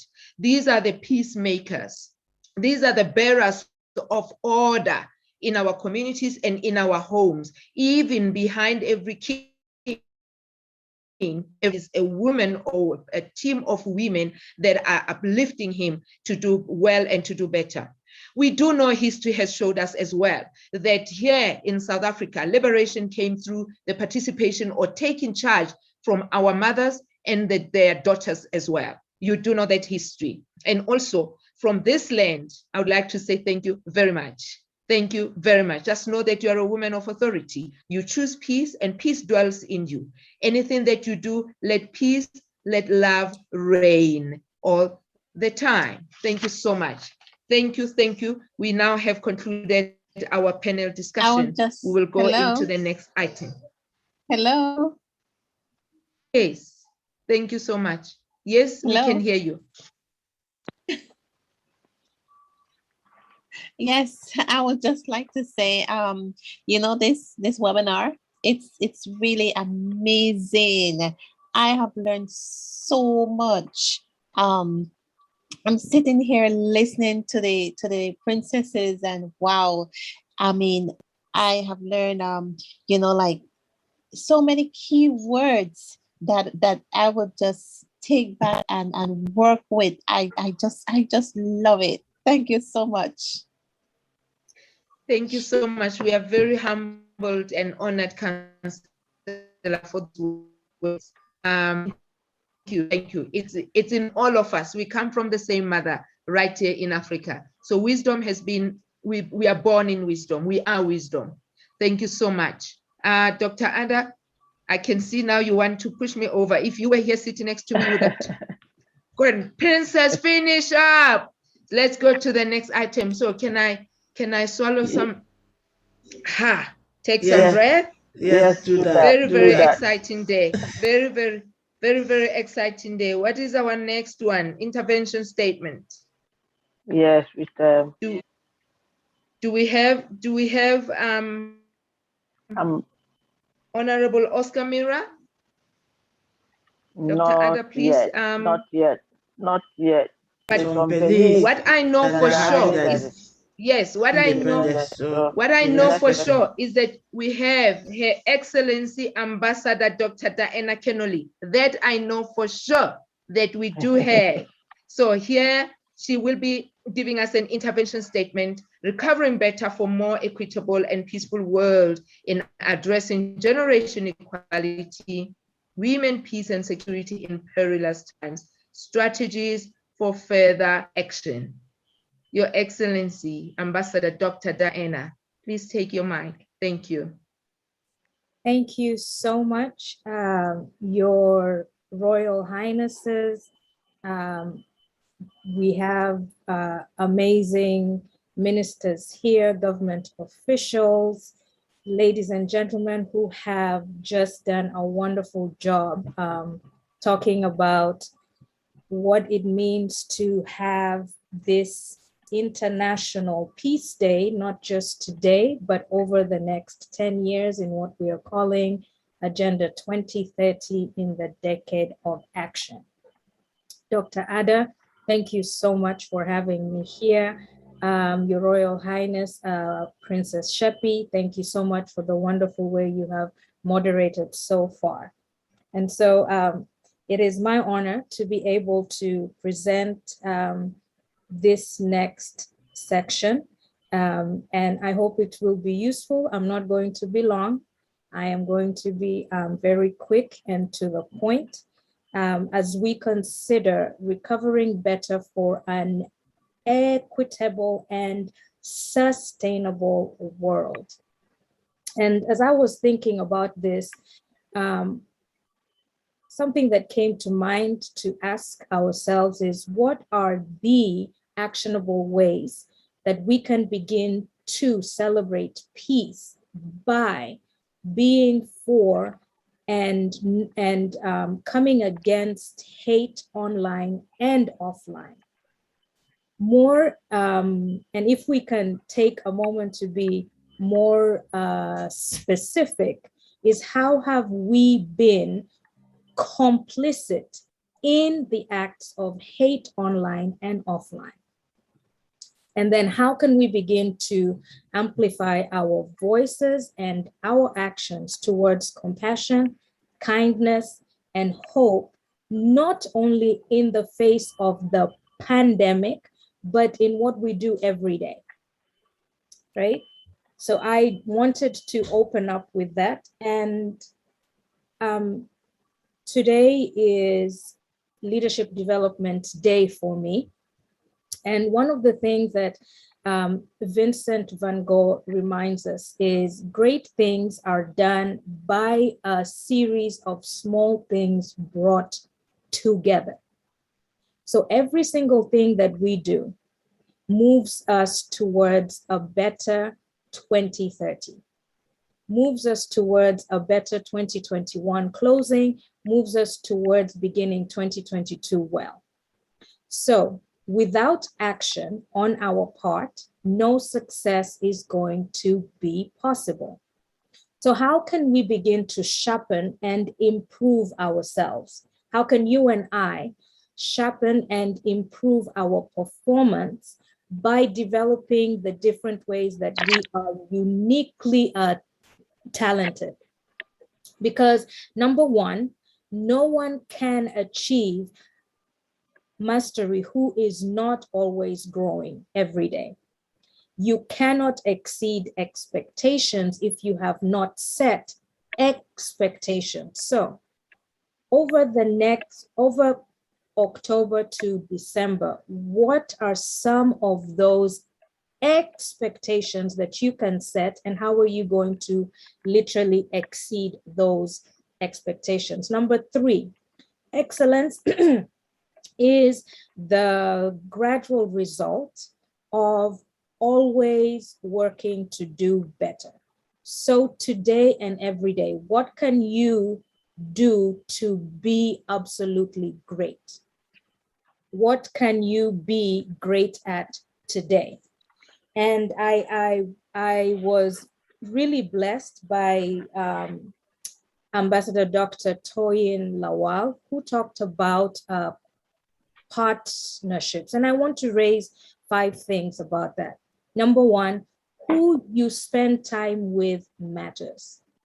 How you build up your team is also going to be really key as we build back better in 2021 and as we continue this work towards 2030.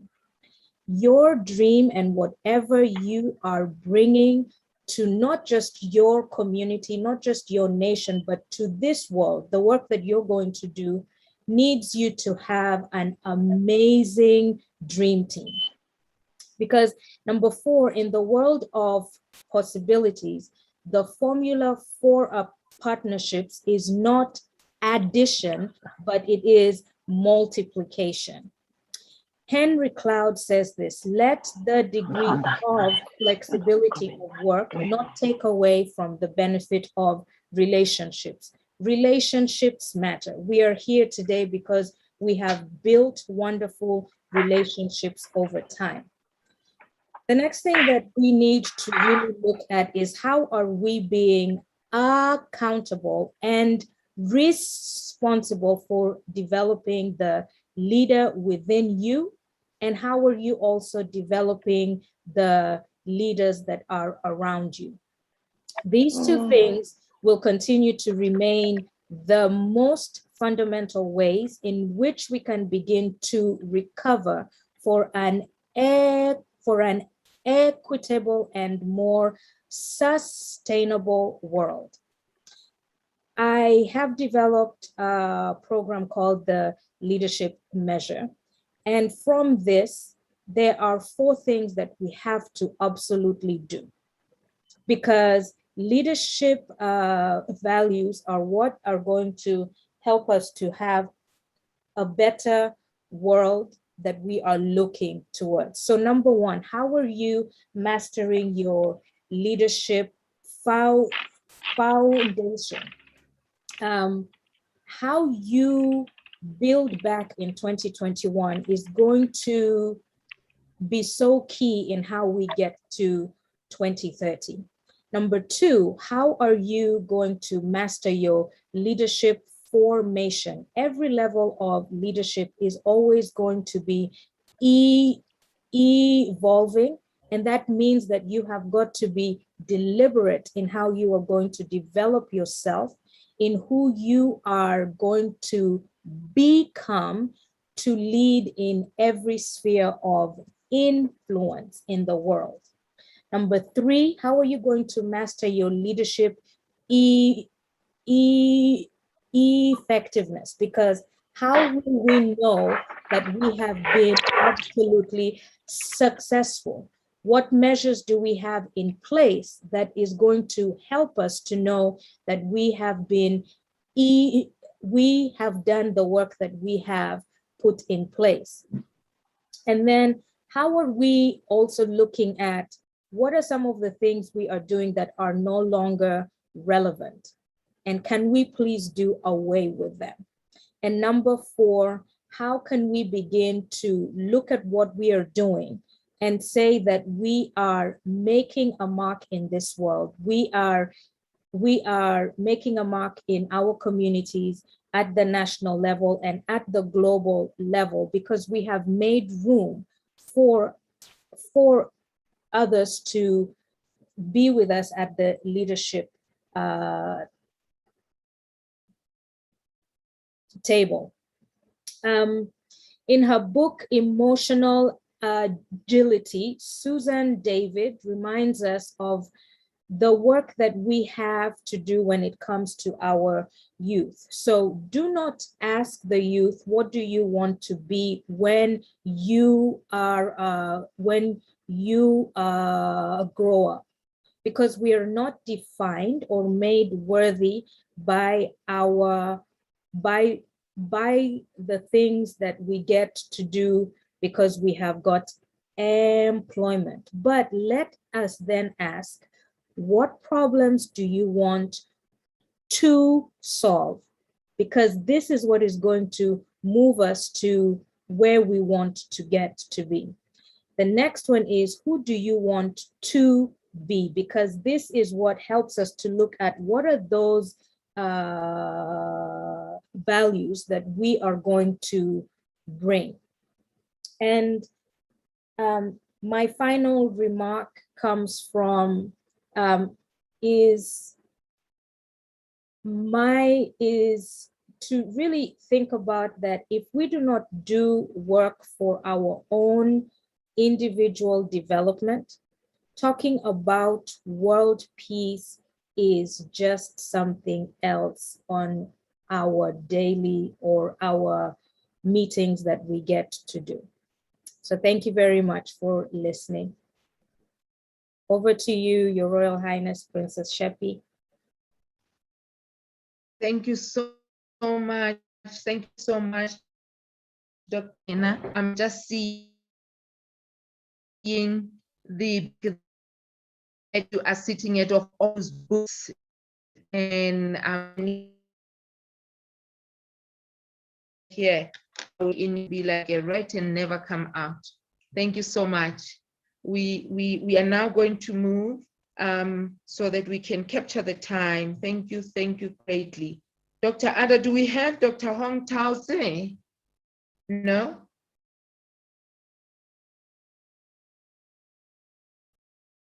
Dr. Ada?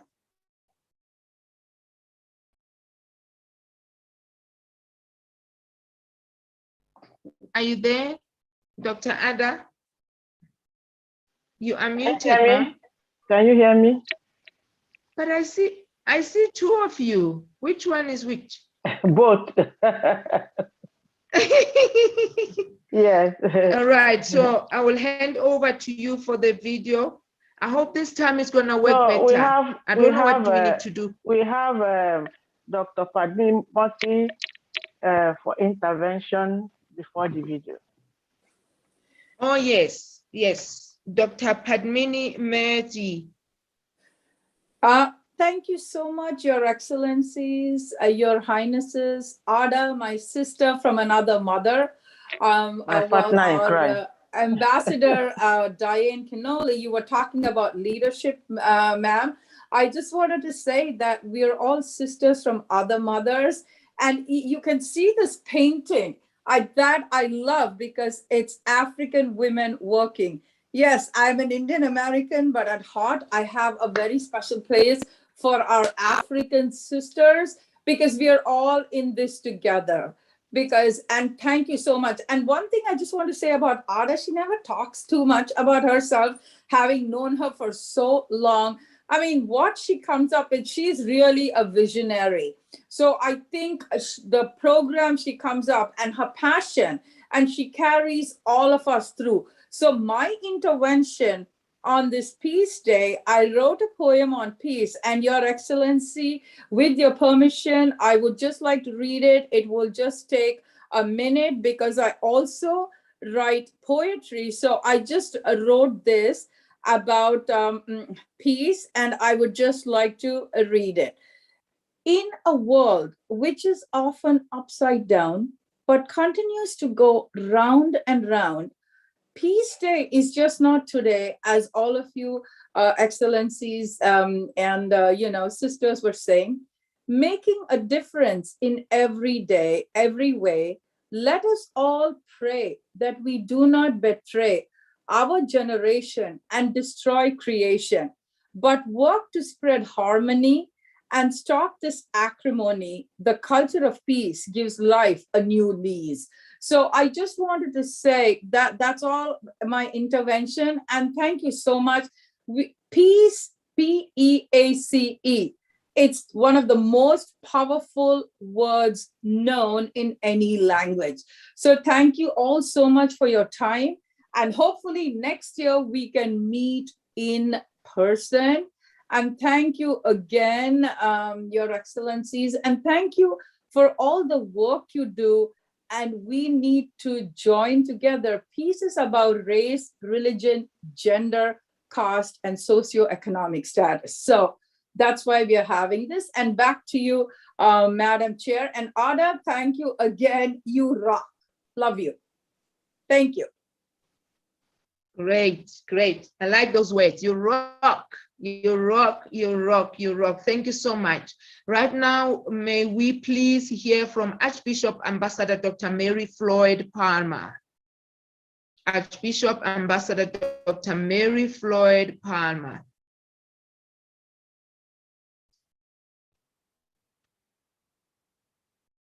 Hello.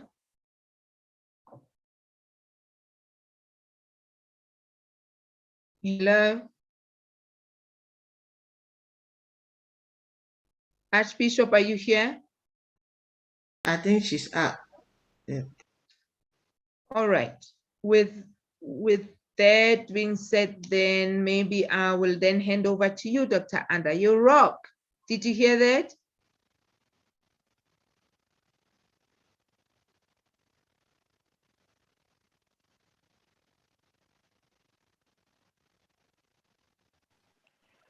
Sorry, I'm using two devices because of the recording. So giving me some break. Yes, our next speaker is, can you introduce the next speaker? His presentation is from video from California. Can you introduce the next speaker, Your Highness? Speaker, his presentation is from video from California. Can you introduce the next speaker, Your Highness? Yeah. Speaker, his presentation is from video Dr. Hong from California. It's not working again. Our video keeps on repeating. It repeats your words. Yeah. Speaker, his presentation is from video from California. It's not working again. Our video keeps on Dr. repeating. Ada Julie It repeats your words. Ladies and gentlemen, good day. I would like to thank the organizer, Africana Woman Working Group at the UN, Dr. Ada Julie United Nations. So it doesn't look like it's working. September 21st. Can we do something? I would like to thank non-violence and ceasefire in 2001, calling on all nations and peoples to end So it doesn't look like it's working. September 21st. Can we do something? I would like to thank non-violence and ceasefire in 2001, calling on all nations and peoples to end So it doesn't look like it's working. Can we do something?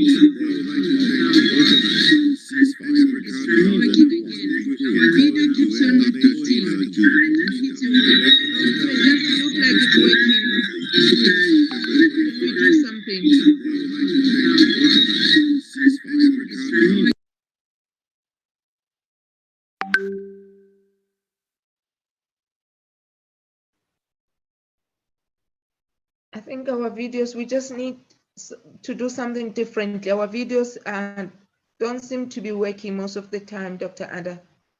I'm not sure what needs to be done on your side. I think if you mute one of the devices, it should work fine.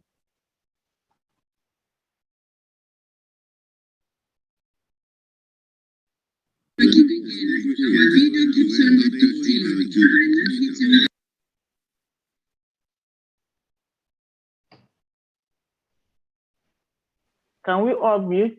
Keep be on mute so that we can have it clearer.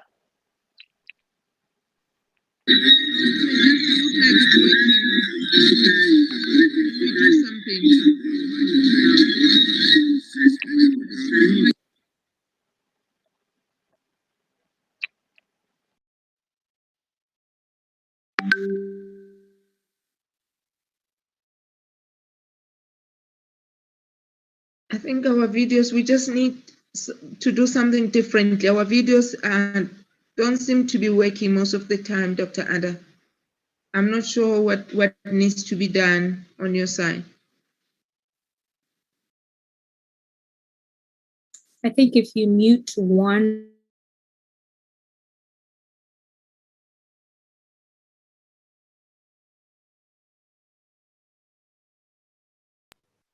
there is a suggestion that it should actually be downloaded, not to play maybe from YouTube itself.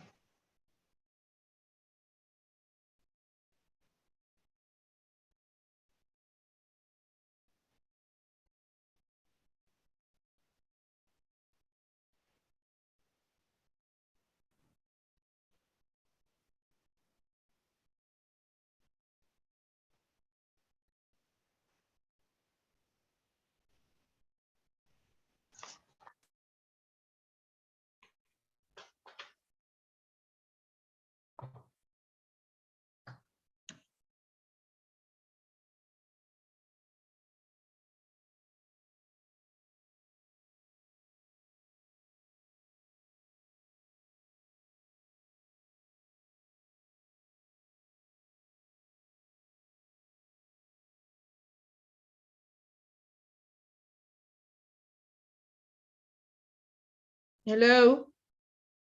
Am I still here or? Yes, you are. Should actually be downloaded, We're not hearing you. from YouTube itself.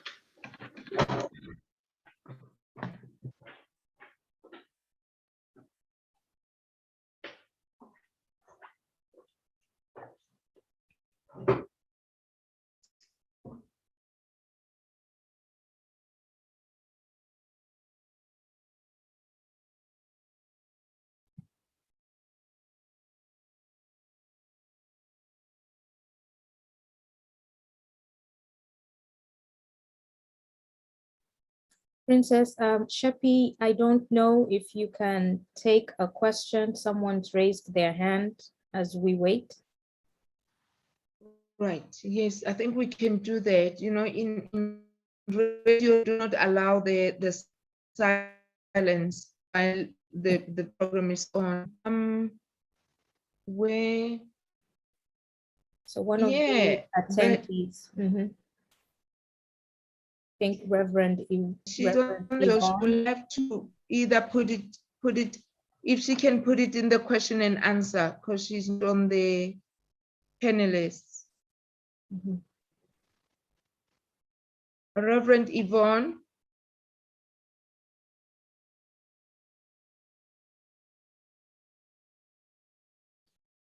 Princess Shepi, maybe you can share with us what has been one of the top remarks for you today as we wait. What has been the as we wait highlight?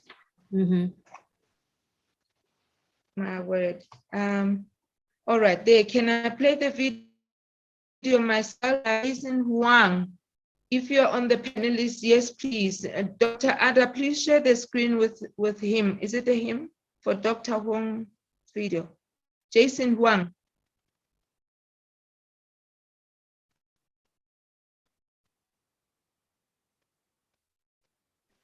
I'm trying to download it again. Give me a moment.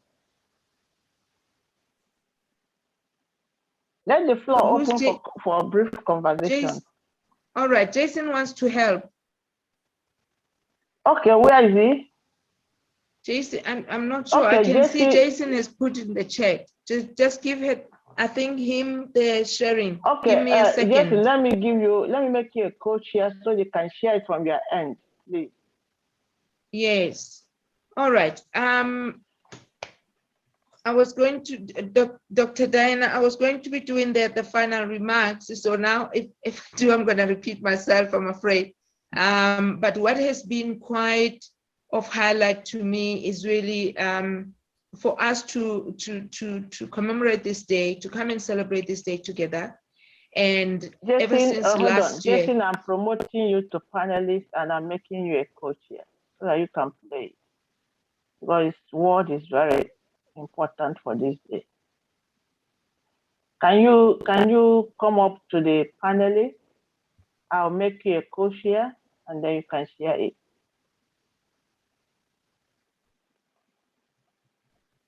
Or if you can share from there, the sharing is open to everyone. Can you share it from there? I don't think so. He will have to be promoted.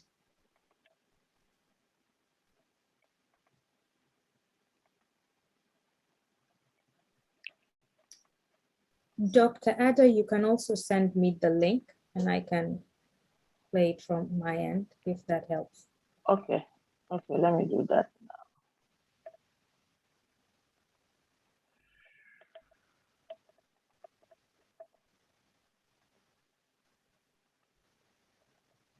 In the meantime, thank you to all our guests. Thank you to all our panelists. Thank you to all our attendees that you have been with us. We can see you and we have been seeing also your contribution. Really, we are honored to have you here, even those that are on YouTube.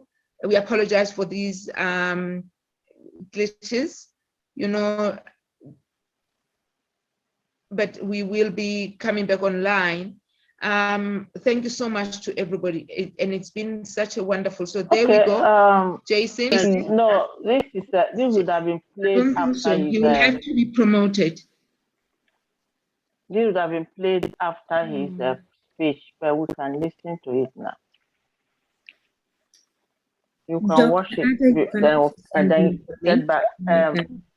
Ambassador Diane, I've sent it to your email, so okay, we'll play it after this video. Yes, I see that.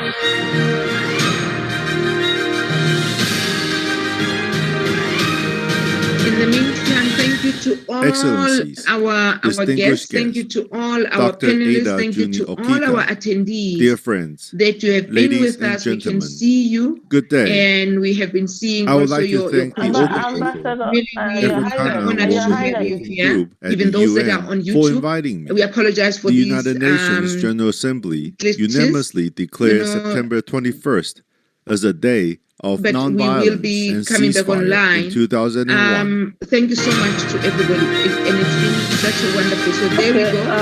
Jason. No, this would have been Excellency, he will have to be promoted.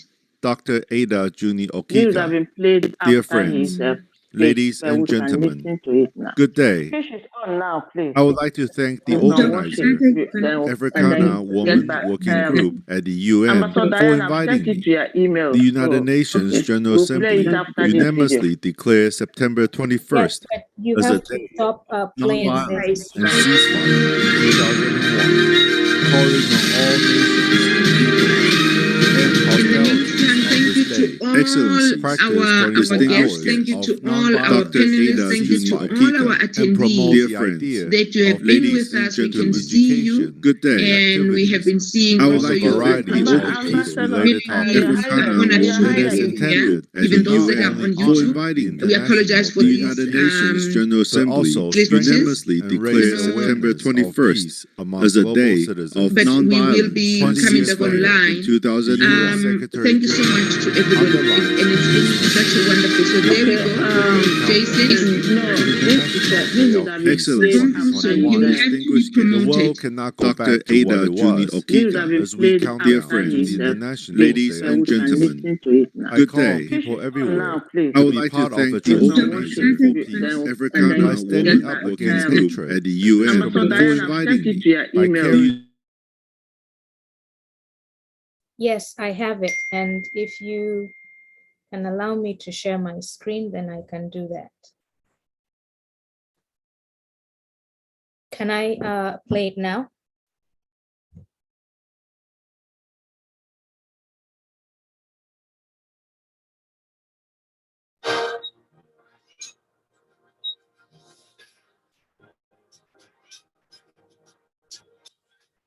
Excellencies, distinguished guests, Dr. Ada Juni Okika, dear friends, ladies and gentlemen, good day. I would like to thank the organizer, Africana Women Working Group at the UN, for inviting me. the United Nations General Assembly unanimously declared September 21st as a day of nonviolence and ceasefire in 2001, calling on all nations and peoples to end hostilities on this day, practice 24 hours of nonviolence and ceasefire, and promote the idea of peace through education and activities on a variety of peace-related topics. It is intended to not only honor the International Day of Peace, but also strengthen and raise awareness of peace among global citizens. 20 years later, the UN Secretary General underlines in his message for the 100-day countdown to International Day of Peace 2021, the world cannot go back to what it was as we count down to the International Day of Peace. I call on people everywhere to be part of a transformation for peace by standing up against hatred and discrimination, by caring for the planet, and by showing the global solidarity that is so vital at this time. Human rights are inherently natural. The law is inherently equal, and men and women are inherently cooperative. Just like Tai Chi, where yin and yang embrace and mutually reinforce each other. Yin alone cannot give birth, and yang alone cannot grow. Natural reproduction allows each generation to succeed the previous, ensuring the sustainable future of the living creatures on Earth. The world was originally beautiful, pure, and harmonious, and it was hopeful with everything flourishing. However, from the moment they are born, humans are confronted with the 5 poisons hidden in their hearts: greed, anger, ignorance, arrogance, and skepticism. The selfish pursuit of power, fame, and wealth has led to jealousy, suspicion, comparison, bullying, and even discrimination and hatred among people. Since ancient times, countless lives have been sacrificed to fight for human rights, bringing endless suffering. If people realize that we are one world and that the source of happiness is one, more conflicts and tragedies can be avoided. We all came from the same origin. We are all God's children. We are all brothers and sisters, and we are all one family. Conscience is innate and guides us onto the bright path. Only when conscience is activated can global citizens respect and care for one another and realize a peaceful world, as with conscience comes a peaceful world, and with happiness comes a joyful family. Conscience is the key to global peace and sustainability. Peace is essential for maintaining positive energy, and love is a strong foundation for creating peace. Now is a critical time, especially as the world is recovering from the devastation of the COVID-19 pandemic. Only by providing mutual support, assistance, love, and care, and uniting with love and conscience, will we timely change the crisis into a good opportunity and create a win-win situation to enhance our collective well-being and to usher in true peace. This year's theme for the United Nations International Day of Peace is Recovering Better for an Equitable and Sustainable World. We should all learn from history, learn from the wisdom of our predecessors, live in peace with each other, and think together about how to help make the world a healthier and safer place. A world of love, fairness, tolerance, and multicultural harmony. Throughout the history of peacemaking, women have played a vital and increasingly influential role in promoting social and global dialogue, multilateral cooperation, and the well-being of the world's citizens. They are peacemakers and leaders, like the Mother Earth, who embraces and nurtures all things. They are loving, caring, resilient, and bold.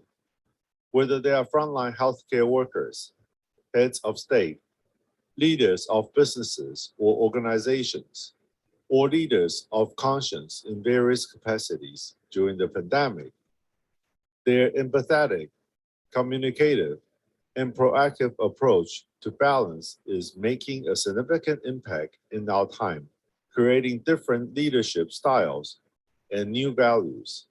They are able to directly demonstrate and convey the power of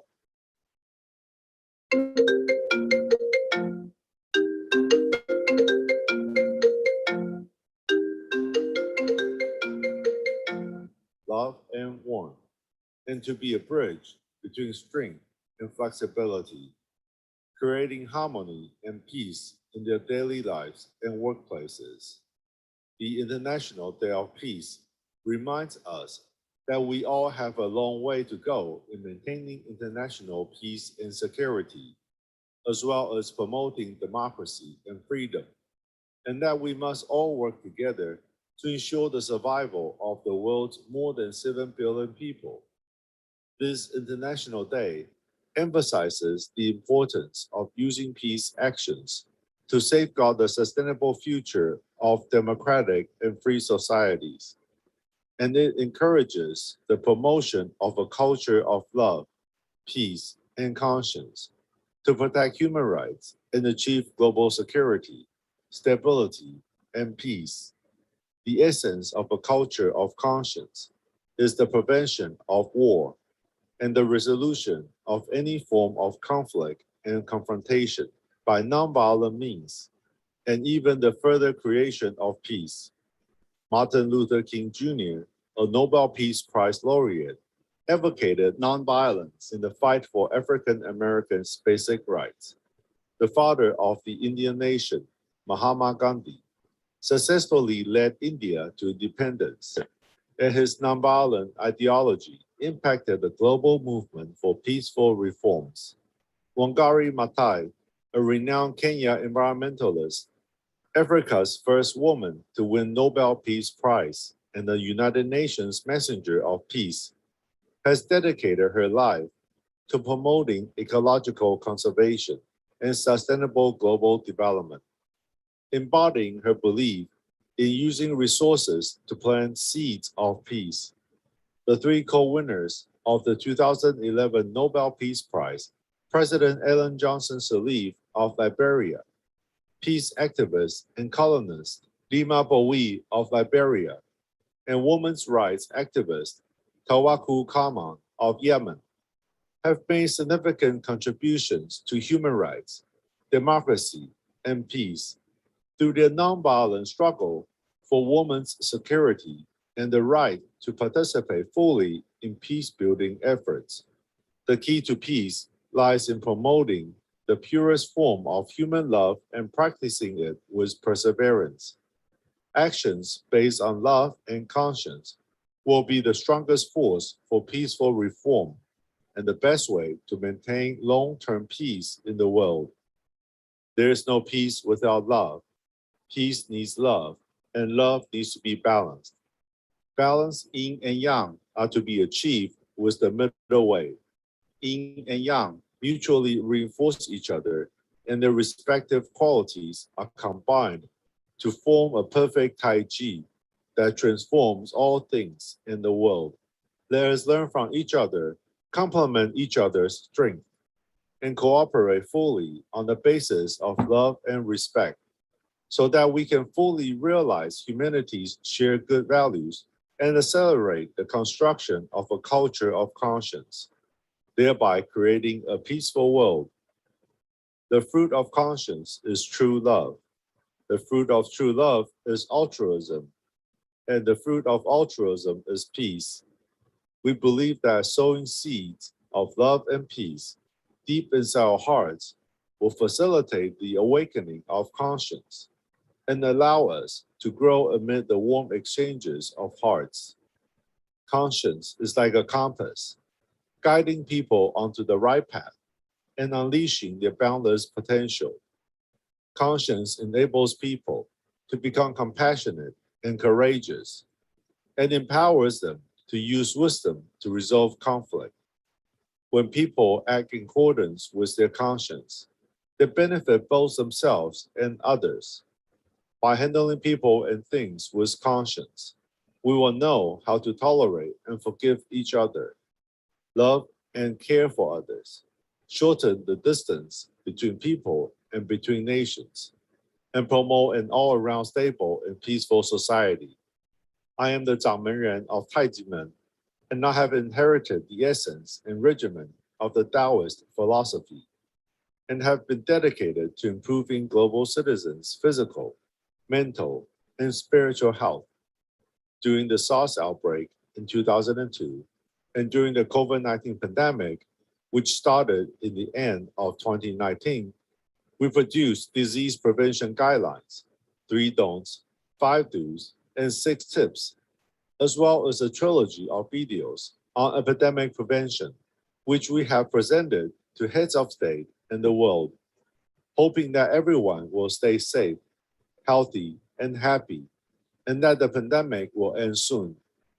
The pandemic is in fact a warning to the world, who can be without flaws if they are not sent.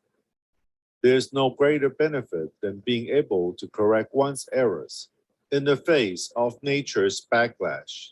Only through sincere self-reflection, repentance, and atonement, and by doing more good deeds with conscience to make up for our mistakes, can we have a chance to turn the corner. Every human being yearns for love, peace, and goodness, and we can only achieve a win-win situation if we work together for mutual benefit and reciprocity. We should continue our conscience-driven efforts, and we welcome everyone to join the conscience ranks in order to benefit the world through acts of love and conscience. Let conscience guide us in creating a sustainable society of peace, unity, and love through collective action. And together, we will move toward a true era of conscience in which love, peace, and human dignity prevail. The more seeds of conscience we sow today, the more trees of love and peace will grow. And the more people truly practice conscience, the stronger the trees of love and peace will become. By uniting the actions of all peace advocates, regardless of nationality, race, gender, class, or other status, we will work together to promote the culture of peace with love and conscience, and move towards a safe, equal, peaceful, and sustainable world.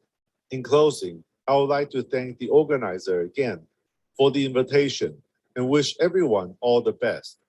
Let us continue to create peace, happiness, and harmony together.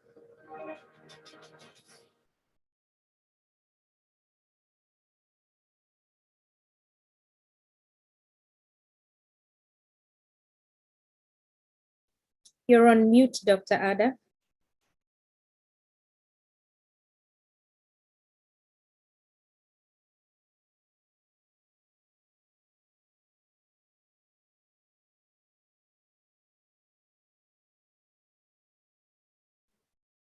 We still cannot hear you. I don't know if it's just. Can you hear me now? Yes. Yeah, I said Dr. Horn rang the bell of peace for women. So I need you to play it back.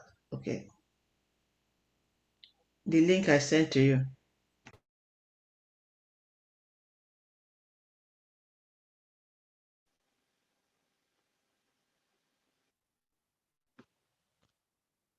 Can you hear me now?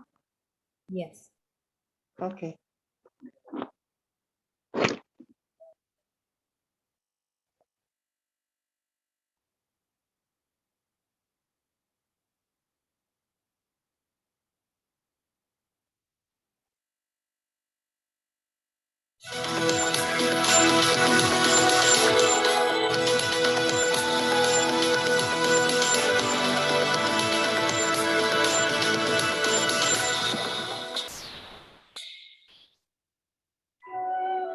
The bell of peace is an auspicious and peaceful bell which resonates with heaven and earth.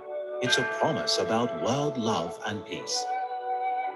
The article, "The Love of the World, a Declaration of Peace," is our common wish.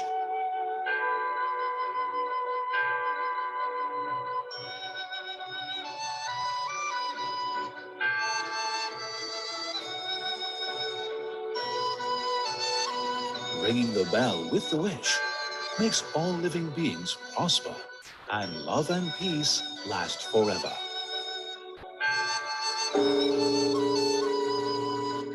Ringing the bell that saves the world could raise people's awareness. Only by congregating the wishes for love and peace will all living beings be able to thrive and love and peace be sustained forever.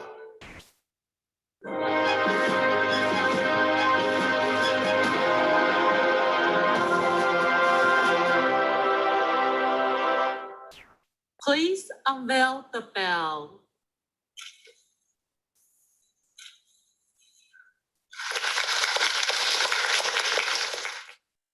轻音响 With a clear ringing sound, the bell collects sincere wishes and gathers respectful energies as one.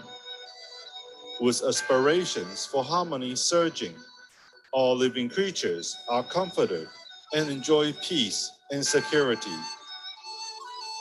Living in harmony with heaven and earth, people must return to truthfulness and follow the law of nature. Consolidating good energies, conscience inspires kind deeds to transform our common destiny. Ring the bell. Please raise up the mallet all the way up to the sky to show your wish to the whole world.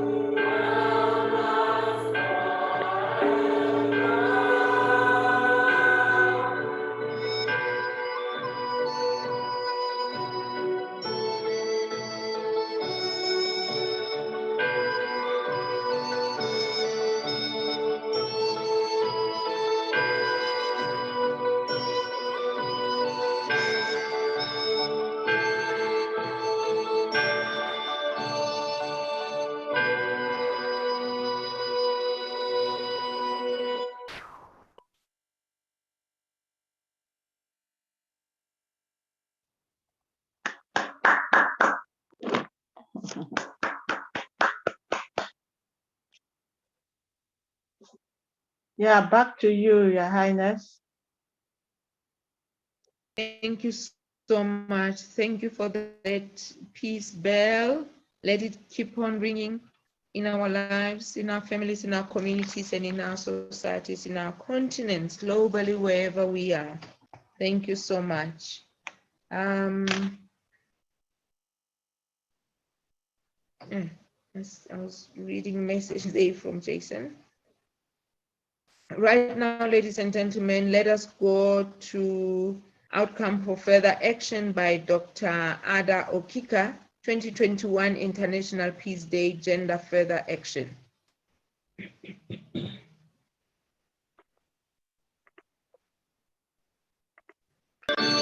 Thank you.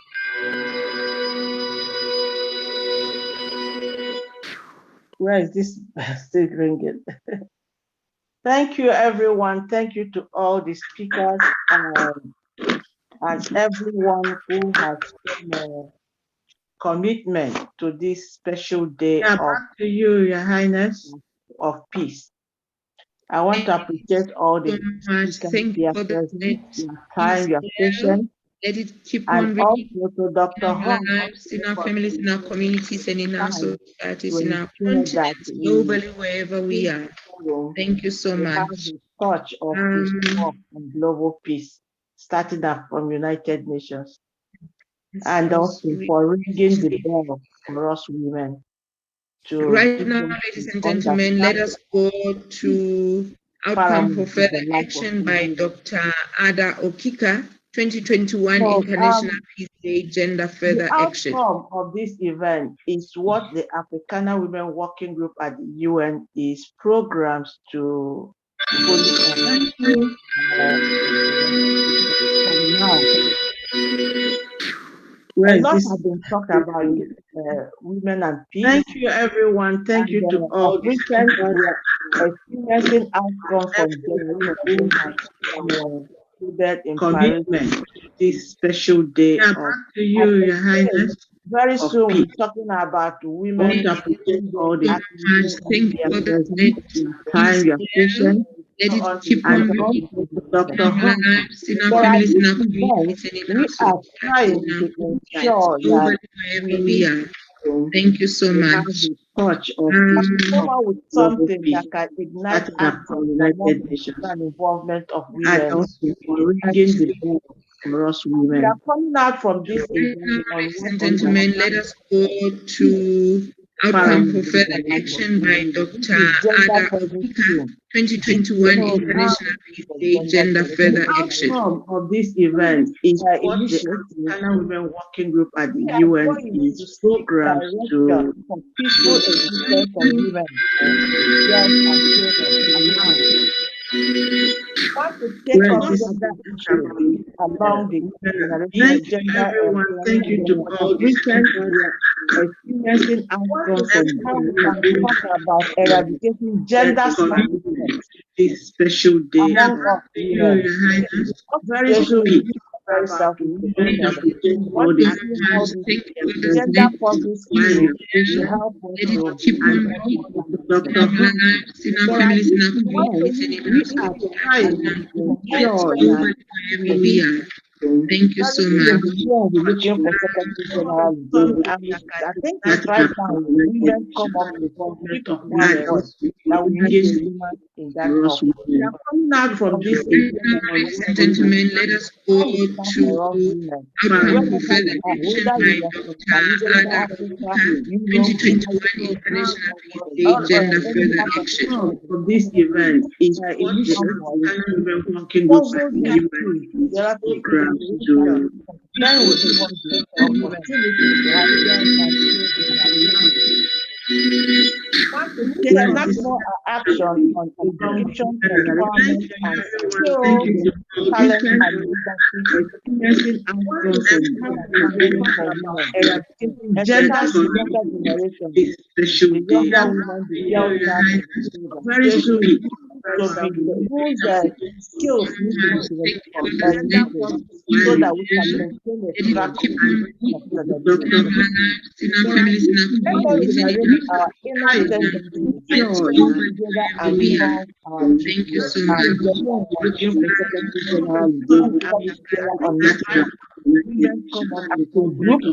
I thank God for being the Lord that Ladies and gentlemen, let us go to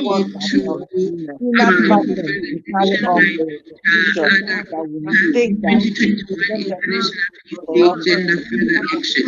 From this event, we need more grace, we need more thank God for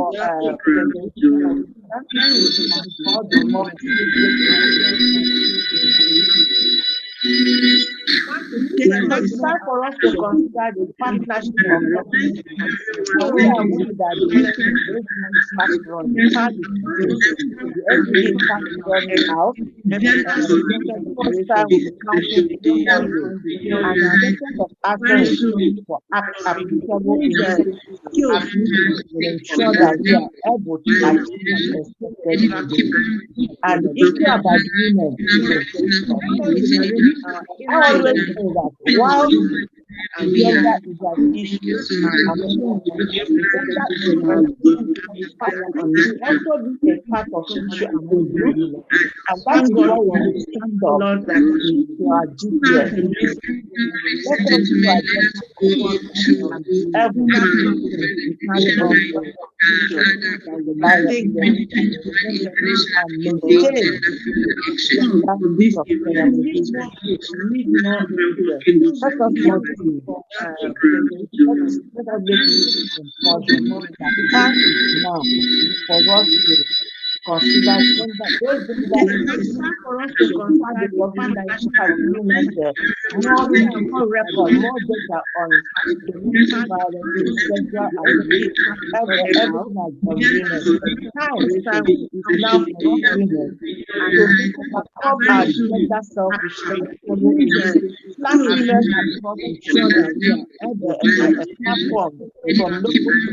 And the issue about women has never changed. Ourselves as a while gender issues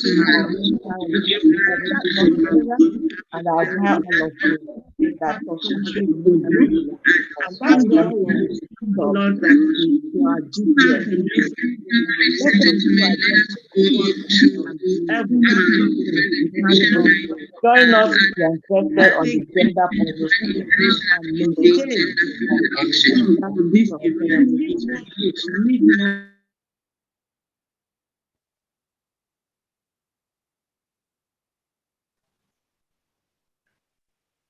Thank you, Dr. Ada. I don't know whether it was on my side. Your whole speech, it was all muddled up. I don't know whether was it just me.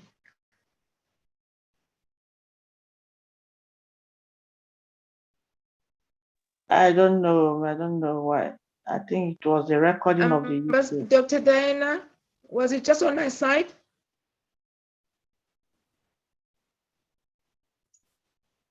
No, it was muddled for me as well, but yeah.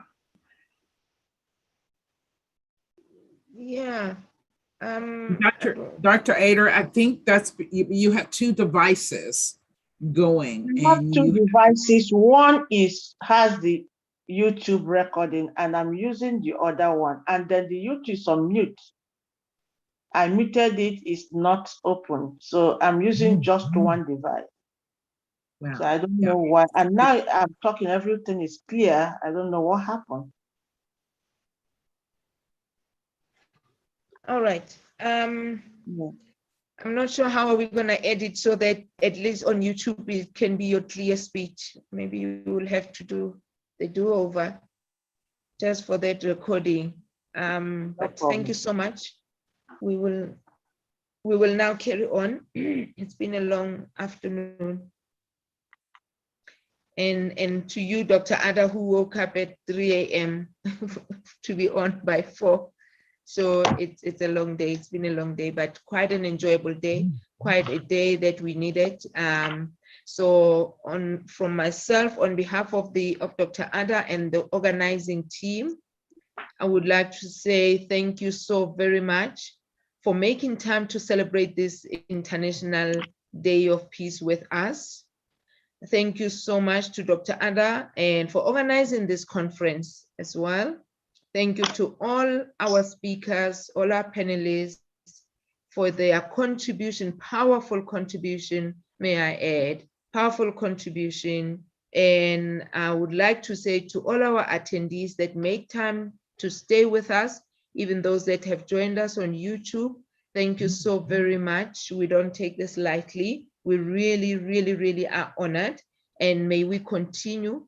And even as we continue with these webinars on different topics, and all what we are doing is working towards Agenda 2030 under the banner of generation equality, all the agenda of women, the youth, and the children. That's our passion. That's what we are doing right here. And we will continue with these webinars every month. Just keep on the watch on Dr. Ada's website or Facebook on socials, then you will see what are the following activities. I know that there is a lineup for next month as well, and we would like to see each other. We would like to see you all. And more importantly, I would like to encourage each one of us to make a contribution in the communities where we are. Let us heal the land. Let us heal ourselves as well. Let us continue recovering better and rebuilding better this post-COVID-19. Thank you so much. I would like to leave you with these words. May we harbor peace. May all that we do or think come from a place of peace and love. From myself, from the city of gold, the city that is a home for all nations, here in Gauteng, South Africa, I would like to say adios.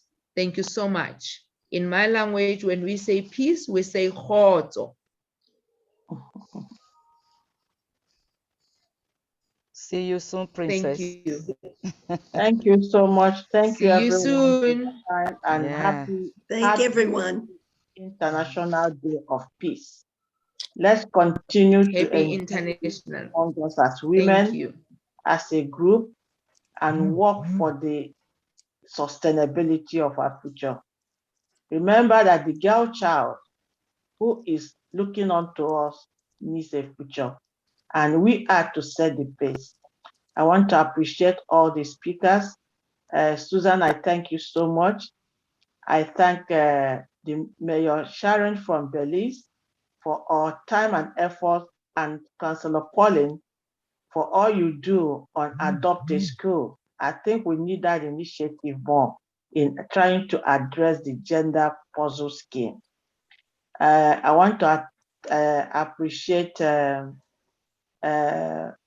Lawal, B. Bella, for all your support and their cooperation in seeing that yesterday I've been down in health, but you helped me out with the media image of this event. I thank you so much.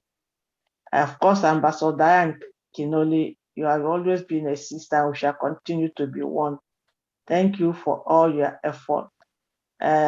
Princess Gabo from South Africa, I think, was I the one that transferred your health challenge? Because I know the last time we spoke, you were very well. And by now, you couldn't be on video because of health challenge. So I thank all of you. And Ambassador Toyin Lawal, we continue to drive the motion on SDG 16 by 1,000 Women in Religion and her legacy voice. These are all initiatives and platforms that we can actually integrate together to ensure that we use gender puzzle scheme to fix women's issues. Time is no more on us. We've had it all the forms of issues, FGM, domestic violence, blah, blah, blah. It's enough. The time is now for us to fix this puzzle and then reposition women for much better, important agenda. You know, we also need to tackle the gender selfishness, because as women, we are too selfish on ourselves and our fellow women. We need to tackle that too. These are part of the puzzle that the GPS will tend to work on. So we also need to advocate for more women in power. As I was saying, that time is now for us to think of having a woman Secretary General. United Nations on October 24 will be 76 years. 76 years will take a woman Secretary General. Oh, bye. Time is now. Women should come together. Even if it's a crippled woman we want, let us people one voice and push her. Time is now. And it's only when we have that all these issues we are talking about women. Exactly right. Get answers. Right now, we're only speaking English. We are speaking in my country, Nigeria, we say you are speaking Turanchi. Everything we are talking about, gender, it's all English language in different dimensions. But until we get a woman there, then action will take place. The puzzle will be solved, and women issues will begin to get started. So think about what you pass through in the home. Start from when you are a child. You take responsibility over your siblings because they are boys. You grow up, you take responsibility over your children, over your husband. You go, all those things, we need to fix them. But someone has to be a voice. Somebody has to assign us in, and that's a woman. So women should come together wherever we are and say, this is the time for us to have a woman secretary general. And that is what we need to talk about on gender puzzle scheme. You know, we don't have to be selfish. Last time, a woman contested for presidency in Nigeria in last presidential election. Her vote was only one. So no woman in Nigeria voted for her. It's only her own vote. This is not right. So we need to address some of these things. Look at what happened during this COVID, the heat of COVID-19. Only countries headed by women had no issue of death, managed the crisis very well. Only departments that had women were able to handle it. Think of what it is when we have a secretary general as a woman, when we have more presidents, we have more positions of women. Think of how sustainable the world will be. And we just have 8 years to solve this puzzle. The 2030 agenda is fast approaching. We have less than 8 years and 2 months for us to get to 2030 agenda, to 2030. And if we don't solve it, then what are we going to talk again? Are we going to talk about the development sustainability? So we need to start now to do the puzzle and help each other. So I thank you all for coming. Royal Highness Princess Shepi, you have been so wonderful, sister. And I know you've been doing a lot to empower women from the grassroots. You are doing excellently well. And these are the instruments we need at this time, that time is ticking.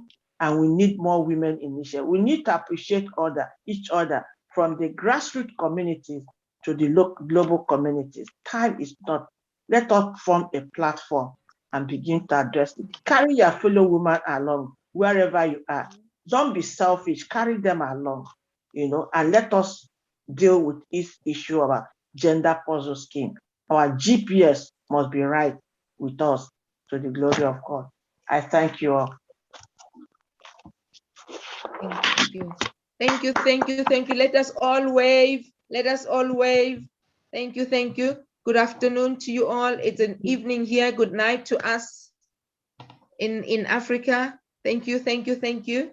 Bye-bye. Thank you, everyone. Thank you. Bye.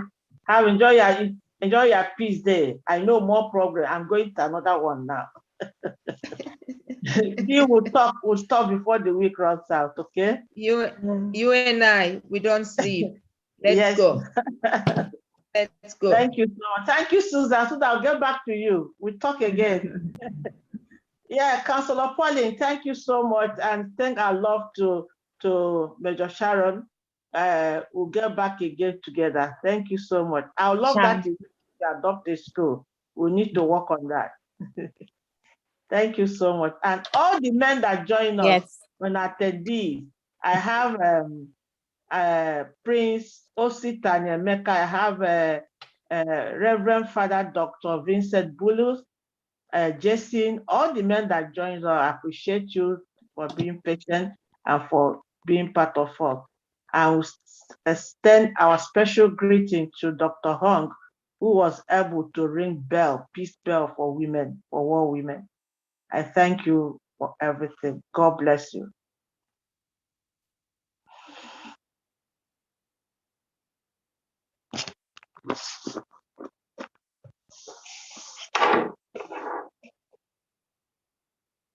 Thank you.